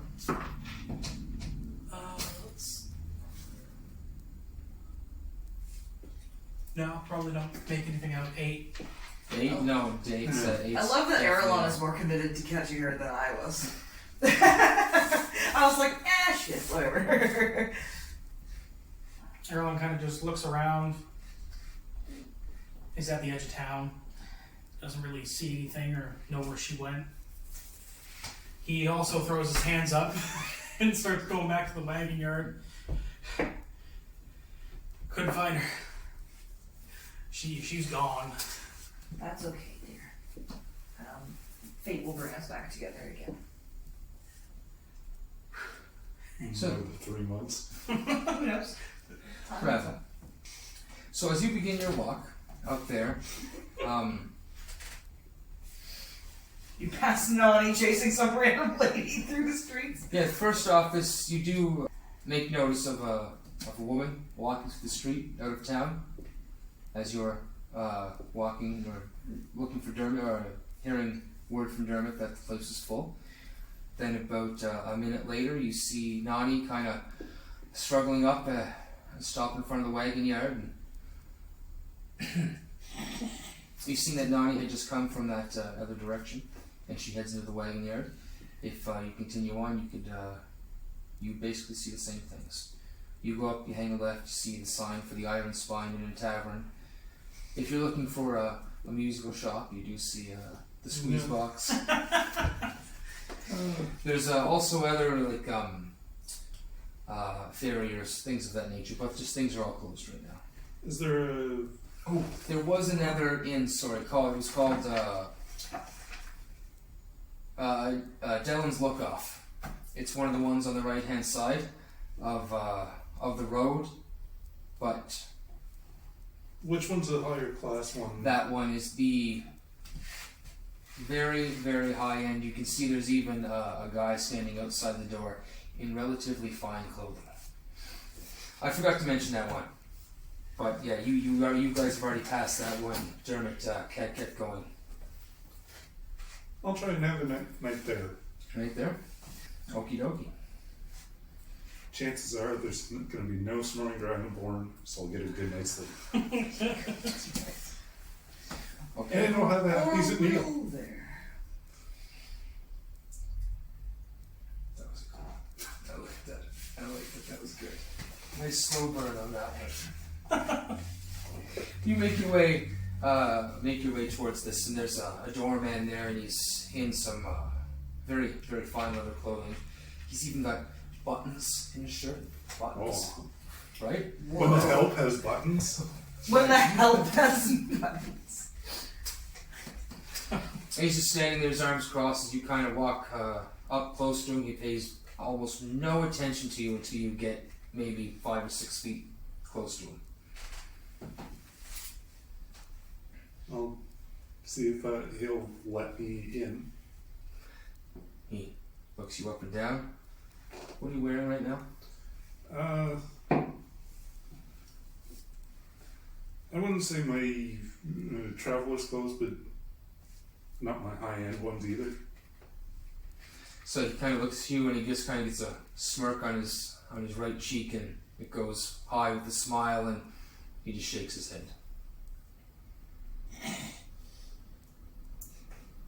You can see he's wearing The gold help upon him. Yeah. has buttons. Not trying to dissuade you from trying anymore, of course. Yeah. That's your first step.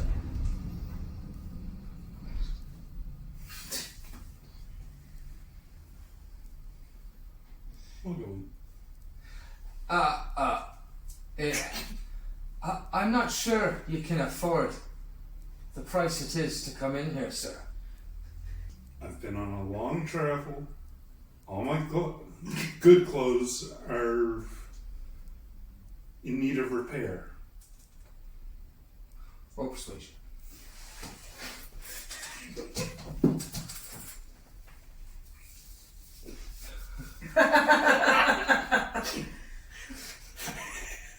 Oh god, he rolled a nat 20.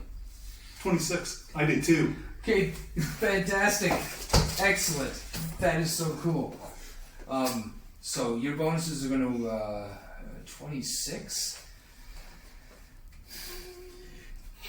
I'd say he's got to be at least 24. 24. I'd give him a 24. Plus 2 wisdom, proficiency with insight. Guy at the door, 24. Still, 26. Very nice, sir. Wow. So, he kind of stops her for a second, draws his hand back a little. And you see his hand kind of go like this. You pick it up. Yeah, I'll reach in and I'll give him a gold coin. A gold coin.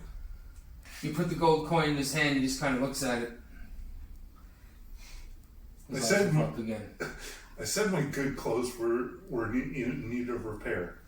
Not that I was short of coin. He takes the coin and puts it in. You stinky bastard. Moves out of the way. Gives you a nod. Go in. door opens. As soon as the door opens, this waft of sweet-smelling scents in the air waft over you, lavender, and you see in there there are mainly dwarves in here. Each table seems to be pretty full, but there is a bar at the far back, and you see this female dwarf with this incredibly intricately braided beard, covering what her shirt isn't. Not much of a shirt. Yeah. That kind of in. You found the brothel, I'm sir. not saying that. So the female does notice that you come in, as you're pretty much standing out like a sore thumb. There's a guard beside you now that kind of is looking down at you, and he kind of says, "What are you doing in here? You don't belong here." Any particular reason why? And he looks down at your clothes, points at, and says, "You're pretty dirty. You got to be clean if you're going to enter this establishment." Does the place have a bath in which I could make myself presentable? The lady from the booth, the bar in the back, waddles over.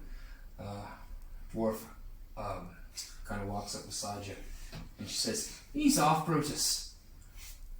Where are you from there?" Well, I traveled from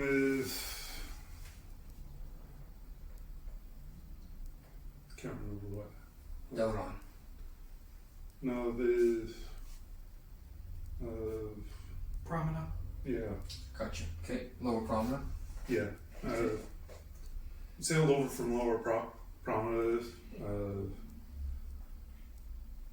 Had some rather unsavory conduct down in Cecil's Cock, and made my way up here. My clothes took quite a beating in my travels, so I need someplace to clean myself up and make myself more presentable. Roll persuasion.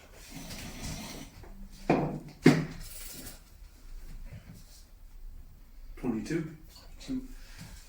She says, "Brutus, leave him be. Have you come in with the wagon, with those 6 beautiful horses out there?" I was making myself with them, yes. "Ah, I thought so." And with a sleight of hand of 26, she slides her hand up between yours and kind of holds on you and starts guiding you away from Brutus. And she says, "Hi, we run a fine establishment here. What are your needs, and what can we do to savor them?" For now, a warm bath and a warm bed. Aye. Once those are taken care of, more personal business can be discussed. Aye. Well, let's get you that warm bath. So, you get led into a room. There's this big brass cauldron. It's already filled with hot water. You can see just before you got there, 2 of the 2 dwarven women walked out of there with 2 buckets each in their hands. Inside there's this large open fire pit, or open fireplace in the wall. There's laden with bricks, and the brass bound tubs there. It's only a 10 by 10 room, but it is warm like a sauna, and the water is bubbling. There's a slight amount of bubbles you can see in the one corner, and it's just steaming. You are alone. Put my stuff off to the side and throw myself in a nice warm bath. You sit and you soak for the better part of an hour before you're interrupted at the door. There's a knock, and the same dwarven lady pokes her head in, and she says, "Are you finished? The ladies aren't going to like you if you're all pruned up." I wasn't intending to be this long. Warm bath after 6 weeks of travel on Carden is who knows how long on That's the what, boat. you got business on the mind, so what was your plan? Probably about half an hour is in that. Try and get some better clothes, and then probably do some business outside of the establishment before. Okay, so they do provide you with robes, kind of something like that, but that's nothing to walk out in town with. And they do send a runner for a set of clothes for you, and it's provided. Pseudo on the house right now. It hasn't really been decided yet, but hey, you're a client, and they're going to do what they can to satiate you. Yeah. So you get these Make you spend your money. get these nice, fine black clothing, buttons all the way down. There's a little bit of gold swirl in the buttons, so you're not quite sure. But it's very fancy stuff. And you're dressed. Yes.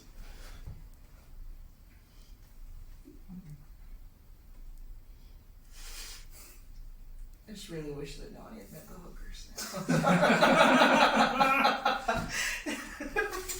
Well, when they show up at the wagon goes in, With several women.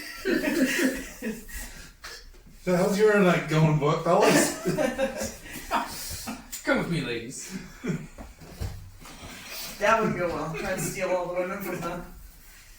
You see all the mercenaries jump down Earlon. Haven't seen a decent woman in like 3 months, maybe? Something like that. Oh, terrible. If you're gonna flex, you roll with advantage. So, you get some fancy clothes. They've taken your other clothes away. Presumably you burn them or wash them. You're not quite sure. Depends on how salvageable they are. So, what's your next plan? Well, once I get a half decent set of clothes and a nice warm bed, I will go talk to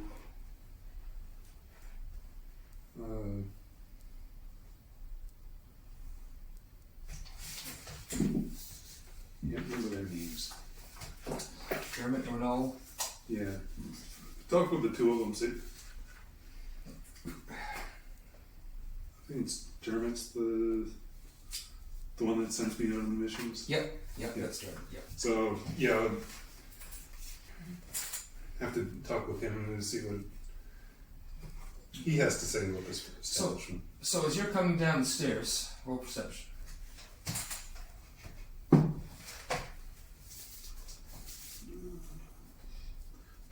21. You can see over where there's another small fire in the rather large fire pit that's set inside the wall in the main area, the foyer. You can see along the wall there are 2 booths set up, just with single chairs on each side.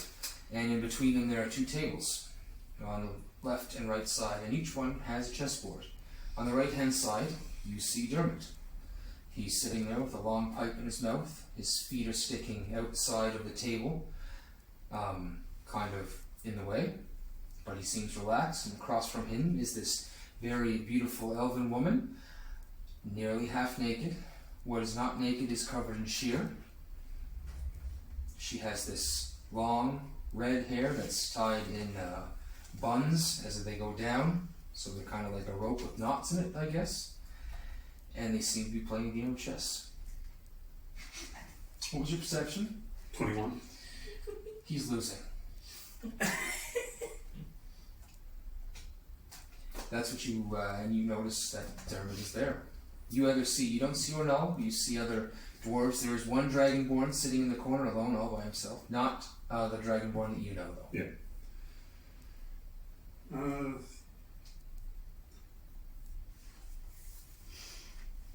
Can I tell if they are discussing anything outside of the game, or is it just the game? They seem to be talking about something, but you're if you're just going to stand here and watch them, it might draw some attention. Is that what you're going to do? No, Just stop in the middle of the room. that's just it. If they were talking, They if seem I to could be... make heads or tails of what they were talking about in the first 5-10 seconds. Okay, yeah, they're not really talking. Doesn't seem like they're talking business. Different kind of business, I would say. Not the business you would like to discuss with him. Yeah.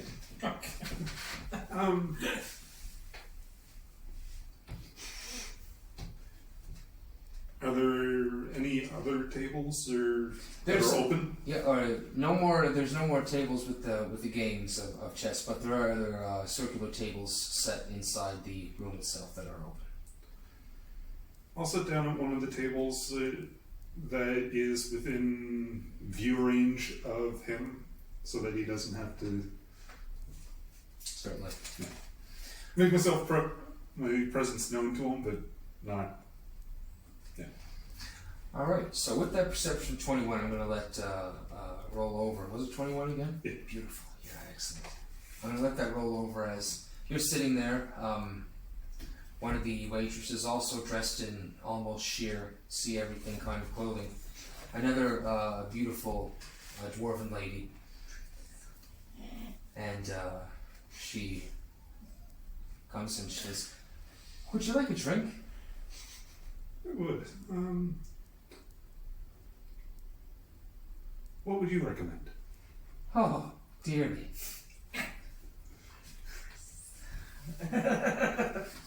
I'd have a whole list of recommendations for you. But to wet your whistle, perhaps some fine Sheeran whiskey.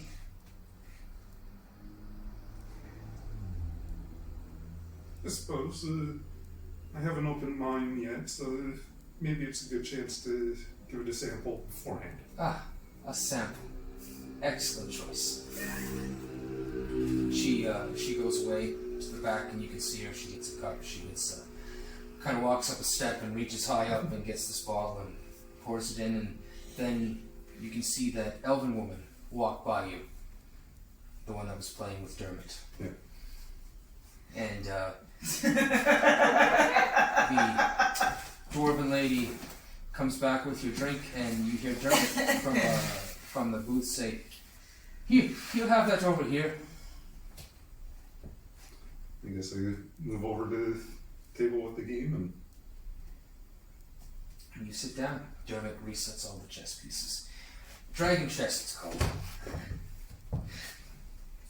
And then he makes a move. And he says, "How did you get in here with what you were wearing?" "I had to have a bath first." "Yes, you keep your secrets. It's your move." what would I roll to see how well I can play this game? Roll making it just standard intelligence. Unless you want to throw some gambit and guile and deception in there or something, then we can get all kinds of crazy. We'll start off with the 13 intelligence. They move. We'll save that stuff for if the game starts going a little south. Yeah. So you guys play. He seems to have some opening strategies. He doesn't seem to be too perturbed about what's happening. Is there anything you'd like to ask him? You guys play for a little while and stuff like that. There's some small talk about the travel and stuff like that. Basically, when I came in, they knew I was with the horse and was asking about business. Wasn't sure if we had anything to deal with them, or it was just a coincidence. No, I'm sure they're just trying to weigh how much you were worth. They don't just let anybody in here. You gotta have the purse in order to stay.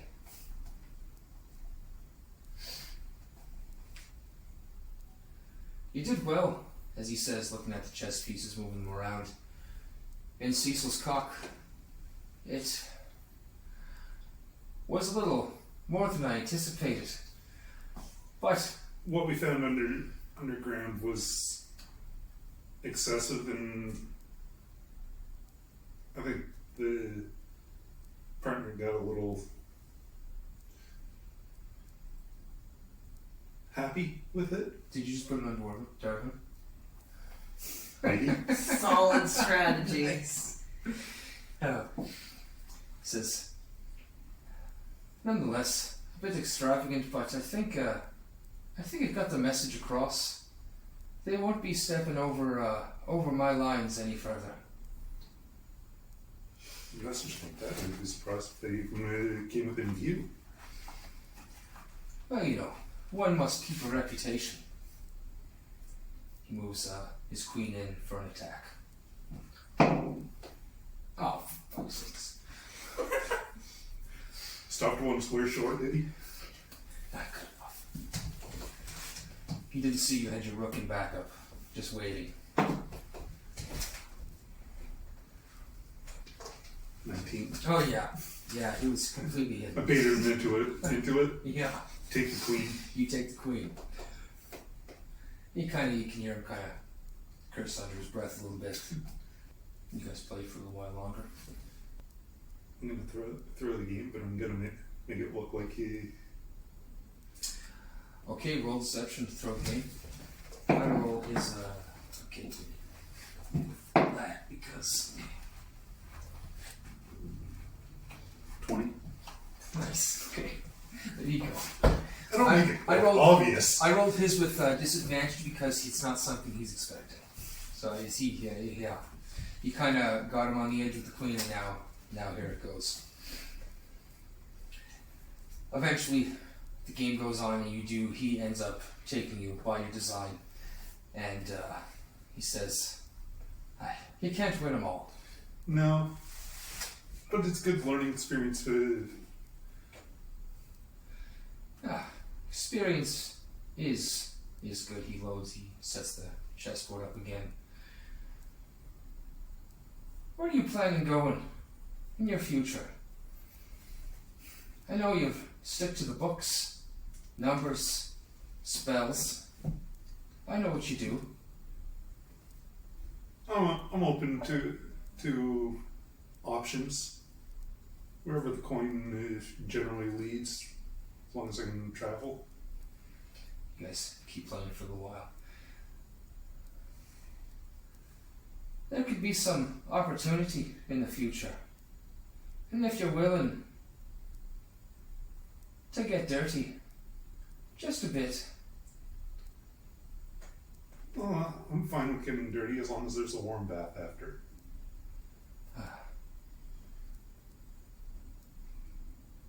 We'll talk again.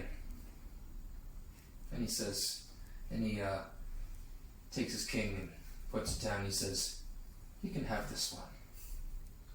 And then you can see him flip this ring in his hand. He's got this ring and there's this large gaudy key stuck to it. And he says, "I have some other plans at the moment." I'm sure you do. He takes Enjoy. this, and he takes 3 platinum out of his pocket and he puts it on the table and he says, "Have a good night." And to you. And he keeps walking, nods off, and then he goes up the stairs where the elven woman was crying.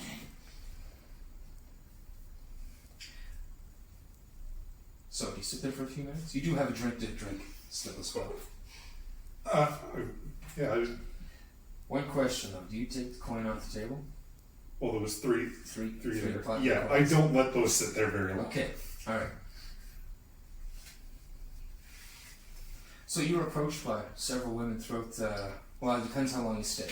As soon as Dermot leaves, within 5 minutes, there's that dwarven lady that you spoke with, or that served you the drink, and she comes over and she says, "Have you finished with your business?"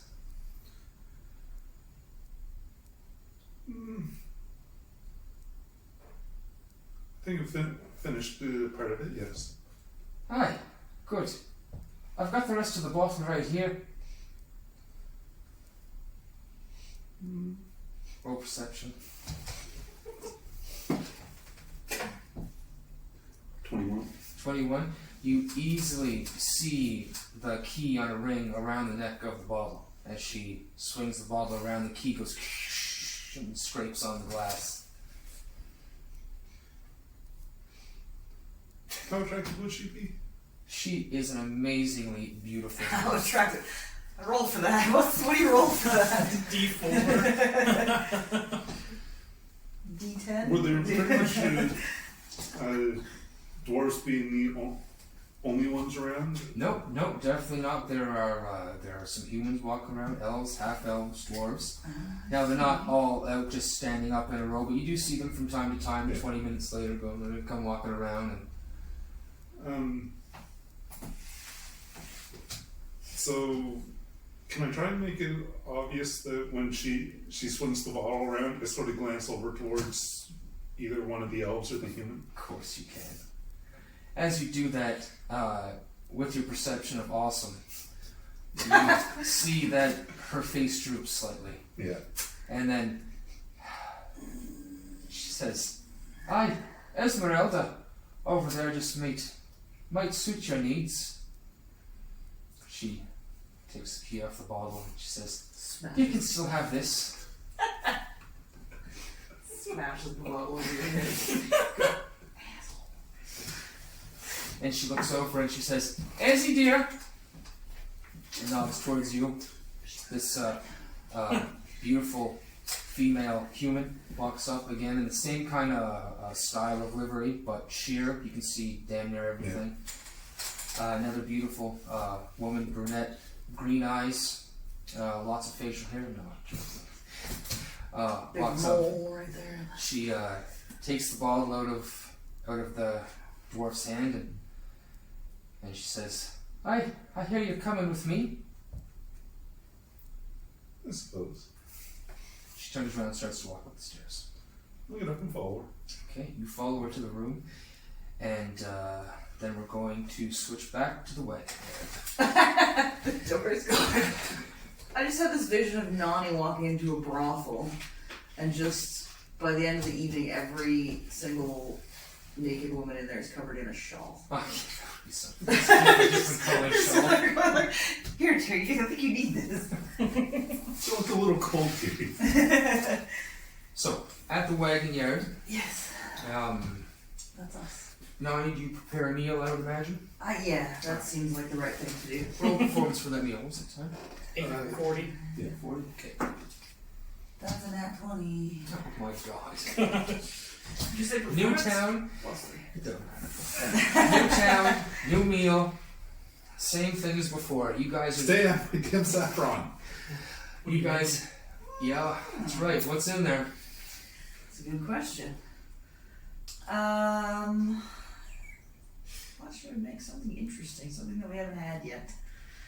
So Liver? Steak. a steak? Do we have that kind of... I'm just listing off every meat you haven't done yet. That's Do we up to have you. that kind of... Oh, it has to be meat. Don't we? No, I'm just- Gonna make sure Zach really suffers. Especially with the 20. Steaks sound good. Let's do steaks. And...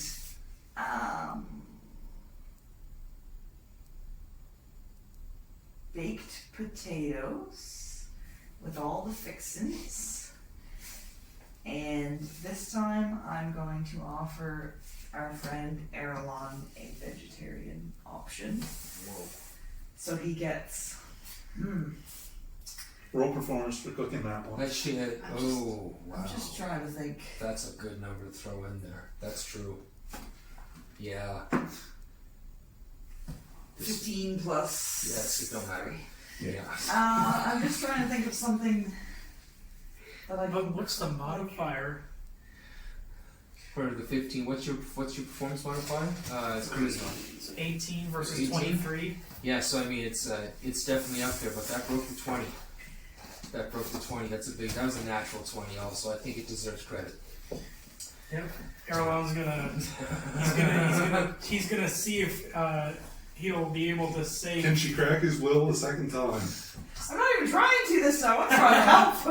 I feel like I've made his life terrible as The scent of the meat, it wafts over his nose, and he, I would have to say maybe roll with advantage. because of the vegetarian option. Not necessarily. This is just a very visceral display of meat. with garlic. It's a slab of meat as opposed to being mixed in a stew. This might be a little too much for Earlon just to like a half a cow. eat a flank of meat. But I'll give it to you with advantage on the save. You could still fail, and just, you know, it would be funny as hell. Smoothly slices through it like butter. A hot knife. Oh, please. Adding seasoning. Grenhelda, please. Pepper. Give me strength. He's muttering that under his breath. Thick marbled meat as well. Dried. That looks so nice, Nonny, he says, and Starts shoving a whole cow into his mouth. so the first Does seem when first we cooked. it's a 14 for the first, now with advantage. 20. Nice. A 20 on the money. What's your bonuses? You got +3, yours is a 23, you go to a natural 20? Nonny? Oh no, my wisdom save is actually a 16 on the dice, which is a +2 for wisdom, so only 18. Okay. It is very difficult to resist it. But it is also a visceral display. I would give Earlon the option to go either way, since there is an option that was given. Because it is a visceral display of meat, and I don't think he would just... Yeah, no, if the option was there, he would err on the side of like what he's used to. Yeah.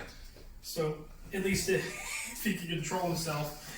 So, he says, looks like you did a very, very good job, Nonny, on that roast, but thank you for the... Yeah, no, it's the Stop tempting me, Fel'Than. cauliflower steaks or something with all the seasoning or I don't know.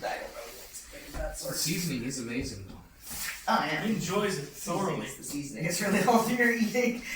And he keeps glancing over to the meat every now and again, and he takes like a couple double takes and he just looks right down, focuses on his bowl, and he's just like, you could Look. anybody in the general area could hear Earlon be like, vegetables.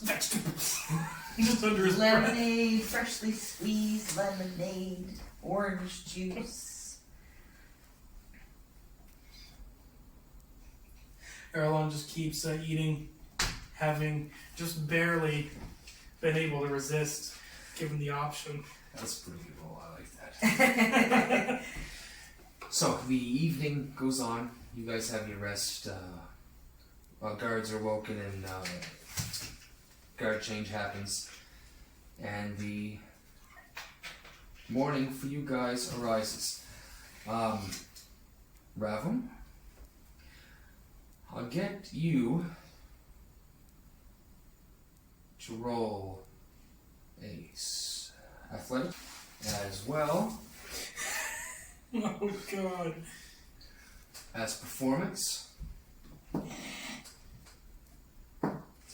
and a con save. So 18 athletics. 21 performance. And it was a con save? Yeah. 16. Excellent numbers. Alright, the night goes on for some time for you. You guys don't get exhausted for some time, but eventually it begins to eat away at her. And she's no longer able to keep up to Ravim's... It's been a while. Exactly. 18 and 21, that's amazing. So yes, the night goes on for a There's while. several more women downstairs. But eventually sleep does take you and you do wake up the following morning. You wake up with the same female. Question is, I don't really know the price, so... That's really all. Oh, you're about to. Oh, so great. So yes, she's asleep. That bottle of Sharon whiskey is on its side on the floor, kind of rolled halfway across the room. Your clothes are there. Is that your shirt or her shirt? You're not quite sure. Can I see through it? It's for you. Probably Now there was one part of clothing that you couldn't see through. Yeah. But your shirt's much bigger than that. It's one of those things that, yeah, I'm pretty sure that's not mine. Although, watching you walk out of an inn wearing a see-through shirt might be fun. Do your walk of So- shame. I don't really think it's a walk of shame at this point. What do you do? She begins to roll and make small moaning noises and then kind of push herself up. Pretty much as soon as she would have started to wake up, I would have gotten up and started to get dressed. Gotcha. Okay. Yep. Then she gets up, noticing that you just start getting up and get dressed. She does the same thing, putting on whatever small clothes that she had on. And as you're still getting dressed and she didn't have much to put on, she picks up the bottle and she goes over to you and she attempts to give you a kiss. What's it? She gives you a kiss, a little bit of a hold, and she says, "I'll see you next time, hon. Esmeralda, right? Call me Ezzy." Izzy. Hopefully next time I'm in town you're available. She gives a good smile and she walks out of the room. So you're in the room. Yeah. You have all your belongings. Everything is there, minus one bottle of Sharon whiskey that she took the empty bottle. Yeah. I don't know if he's familiar with the proceedings of it. I say, what? Make a decision. Is this his first time paying for it? Probably not paying for it, but probably not in this sort of establishment. Not paying this much for it. Yeah. Gotcha. All right. Frugal guy, always looking for a deal. Sometimes you get a splurge. Yeah, go crazy. What's a splurge? Maybe. Yeah, we'll see. It's not going to be that. I know there are some things that cost much, but we will see. Yeah.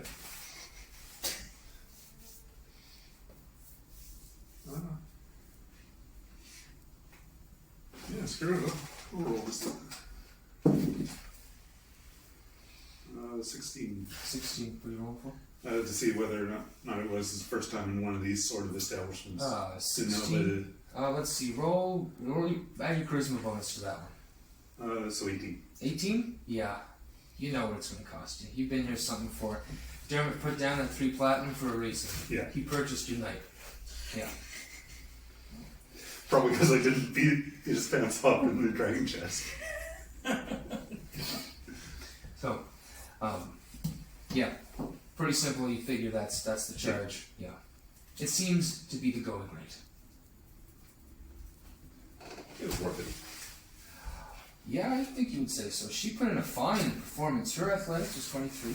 Performance was only 15. She must have been overwhelmed by your masculinity. And yeah, she just couldn't keep up to you. She had a very poor constitution roll. But you pay your tab. The dwarven lady says, "Perhaps we'll get to know each other more next time you come through." The option's always on the table.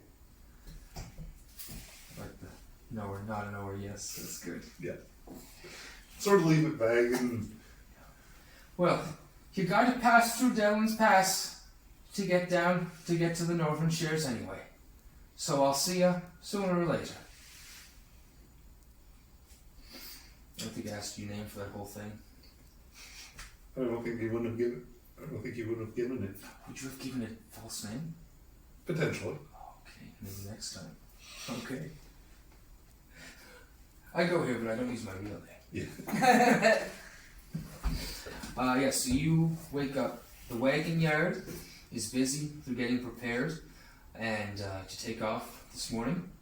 Earlon will get up probably before everyone else. Always with the sun. Yep. Yep. He'll get up and he'll look around, just make sure that at least one other guard gets up and takes his place. Yeah, there seems to be some guards on duty in the morning. They all seem to be up in anticipation of something. Well, Earlon will go and see if the squeeze box is open. See if anybody's inside before he enters or tries to enter. You look in the window. don't see anybody moving, but it's lit from the bit of sun that's coming up over the horizon. He tries the handle of the door, see if it's locked. It is not locked. He'll poke his head in and step in. He has a sack, with straps, I guess, over his back, and says, "Hello?" As you open the door and try and say hello, you're stifled because the sound of you opening the door is this.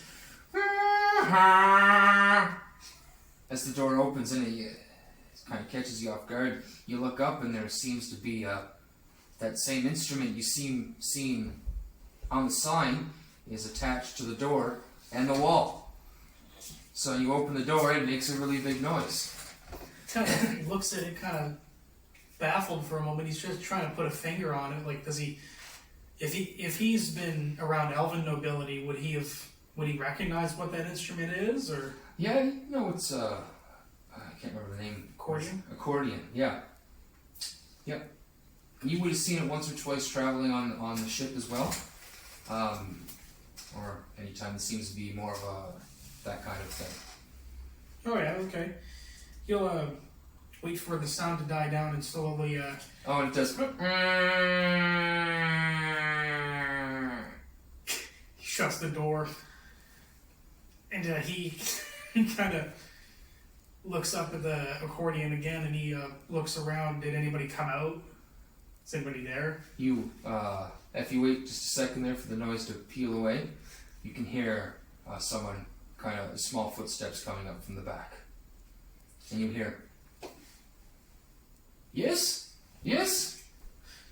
He looks and does he see? Perception. Oh, well. Does he see anybody with a 15 perception Yes, you in do. plain view? Yep, you see a halfling approaching. A male halfling. He's got a thick beard, brown, and kind of disrupted hair. It's like he had just kind of maybe gotten up or not too long ago.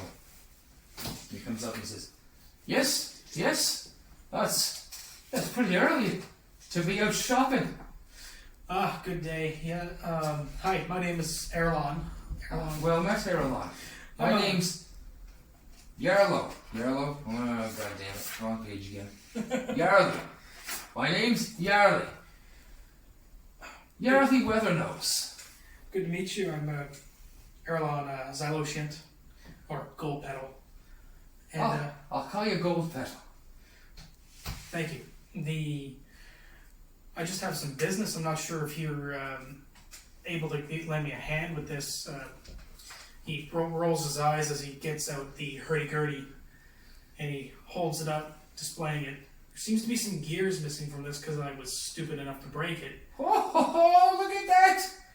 It's a hurdy-gurdy. You know what you got there, lad. Hurdy-gurdy. So, Well, how did you hear me? Do you know what you got there, lad? this is my grandfather's. That would be your grandfather's. They haven't made one of these in a very long time. Aren't you? You don't know what you have, do you? No, it was given to me from when I was leaving from our farmland in Delen to Farmland. This is not a weapon. Sorry. This is not an instrument that comes from Delen. This comes just a little bit west of that. Yeah, no, my grandfather was a sailor a long time ago. He must have been through Krell then. Maybe the tailings? Possibly. I haven't heard too many tales. He just says that he's a sailor and not too much else. To us, at least, to me. So you truly don't know what you have. Would you mind? Let me show you. Absolutely. He seems kind of taken aback. I've been through Cecil's Cock, Lower Prama, on a journey, and nobody seems to be any help, but... You won't just your average musician won't know what this is. And he kind of takes it from you and swings it around, and it kind of claps in his hand, and he pulls it and he says, "Watch this." And he starts playing it. And he slows down and he does it again, starts playing it, there seems to be something wrong. Yeah, there's gears missing. Well, why didn't you tell me that? Yeah, here, looked like a fool in front of you trying to do something spectacular. He holds up his hands dismissively. He says, I got too caught up in the moment. My apologies. I was looking for somebody to possibly fix it. Because my grandfather would kill me if he knew it was in this state. The state, he looks at it. It looks fine. On the inside. Oh, the inside. What happened? What went wrong? I tried playing it and there was a crash and snap. A lot of components just broke. So you've been looking for someone to fix the gears? He nods. Slowly. Just give me a moment. He clicks on the two buttons and the door pops open and he looks inside of the gears and he says, "It looks like you've done a fine job. I mean, it makes fine enough sound, but you're missing something." And he looks at it and he sticks his halfling hand like all the way inside the machine, and he goes, his hands are up in the air and he's flicking around. You can hear the instrument kind of wail and ween as he's moving his hands in through the gears. And he says, "Yeah, you're missing something. You're missing the swing gear. Straight up in here, but it's not there." That's what Carly said. He kind of looks off into the distance. He says, then he snaps back and he says, do you by chance know do you have that in stock? Can I pay for it? Oh, no, nobody's made that piece of equipment for several years. Maybe, I wouldn't say. I couldn't tell you how old this one is, but it's old. And the swing gear isn't just some gear you can make. It has to be created through magic. It's an enchanted gear, you see. Well, look. And he says, he flips it over on its side and he puts it on his table and he says, "Watch this." And he presses the two buttons and then he presses in this groove on the other side that you didn't even know was there before. And he just, and this little slot pops up and there's 3 scrolls sitting in the slot. What? It's not mine to look. He gives it to you. He looks at this and are the scrolls signed or anything, or they're rolled, but yeah, they're rolled. When you open it up, it's musical. It's a musical sheet with a song on it. This is a song. It's in Elvish. You know this song. This is a song your grandfather used to sing. This is a bedtime song.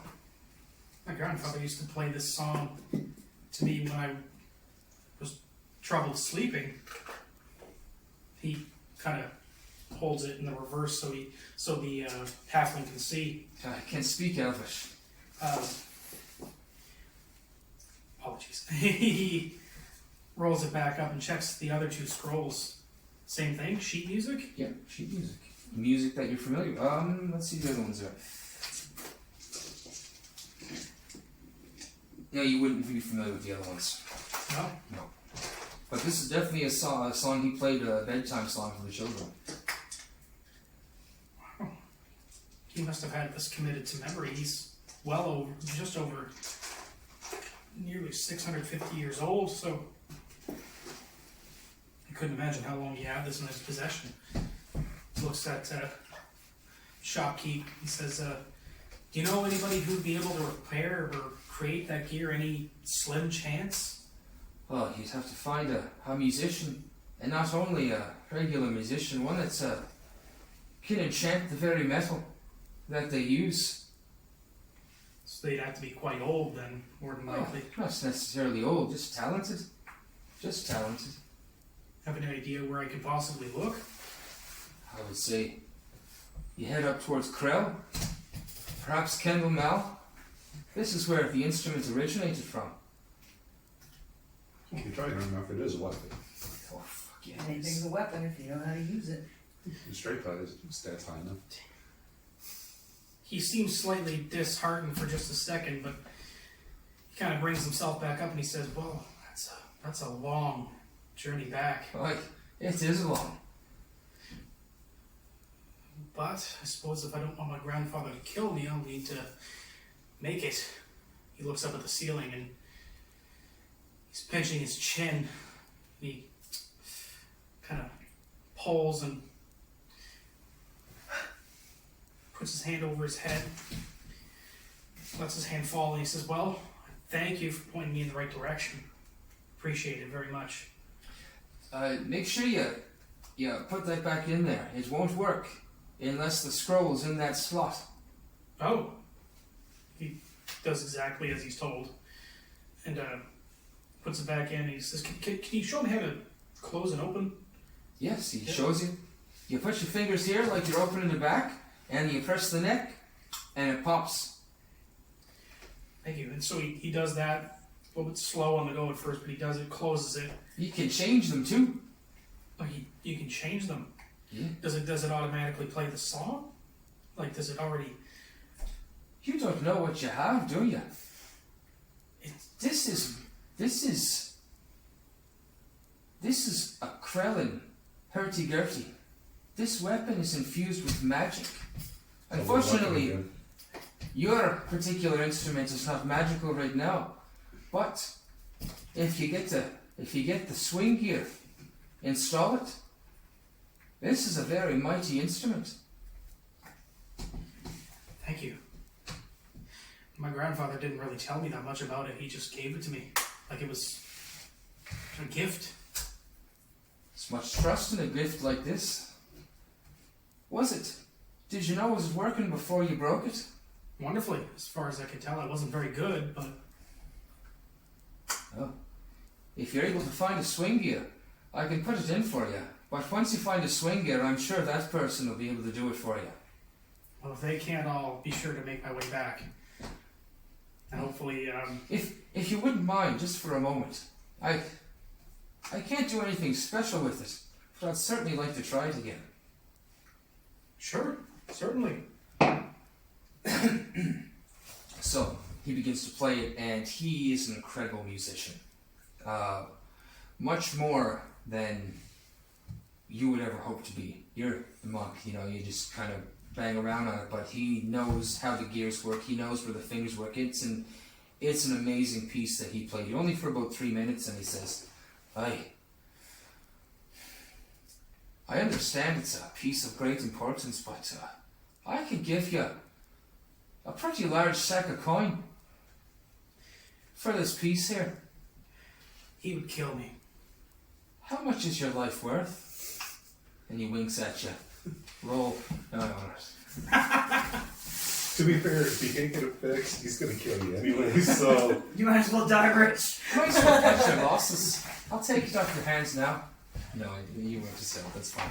But he does offer. He tries to wink at you and tries to persuade you to sell it.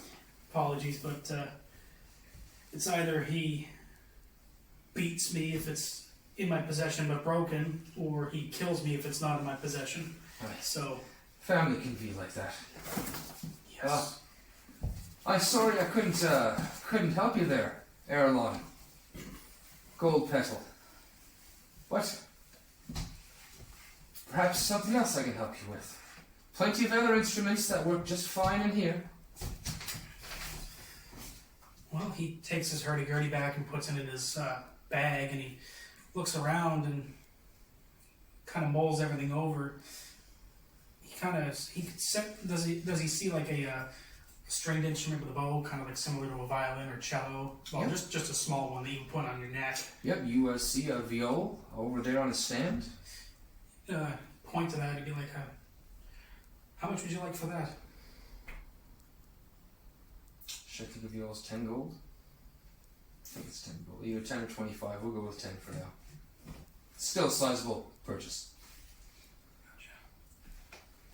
Oh, I've got enough for that, yeah.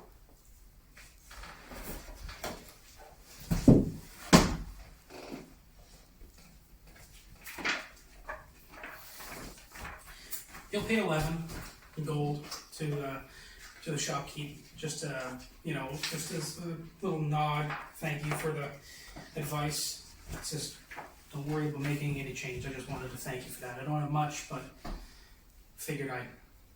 Oh, thank you very much. Tip, before 7 o'clock in the morning, it's going to be a good day. Sure. Sure. Yeah, you got it, buddy. As you walk out the You said it was a vial? yeah. 30. Oh, 30 gold. He sold you a used.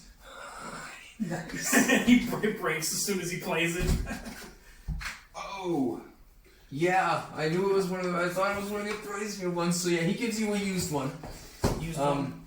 But you can spend the 30 if you want to, and get a new one. Or 10 for the used one. 10 for the used one. Sounds good. It's definitely used, but he says, Gently loved. yeah, it's still got a lot of life in it. But and he gives you a replacement set of strings as well. Well, Earlon, if you ever speaking to anybody with musical talent, send them through. Tell them to come see Yarly Weathernose at the squeeze box. Of course, if I ever make it back to Brel, there's a lot of bards there.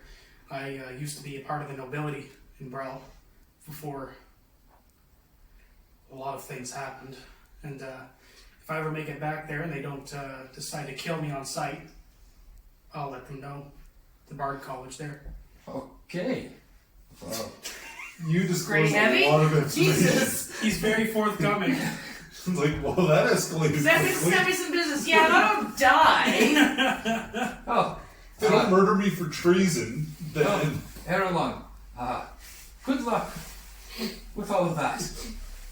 Thank you. I appreciate it. Whatever that Door is. opens. Door closes. Thank you for watching the Death Needs Dialogue Entertainment Network. This has been The Depths of Fel'Than, Episode 5, On The Wagon.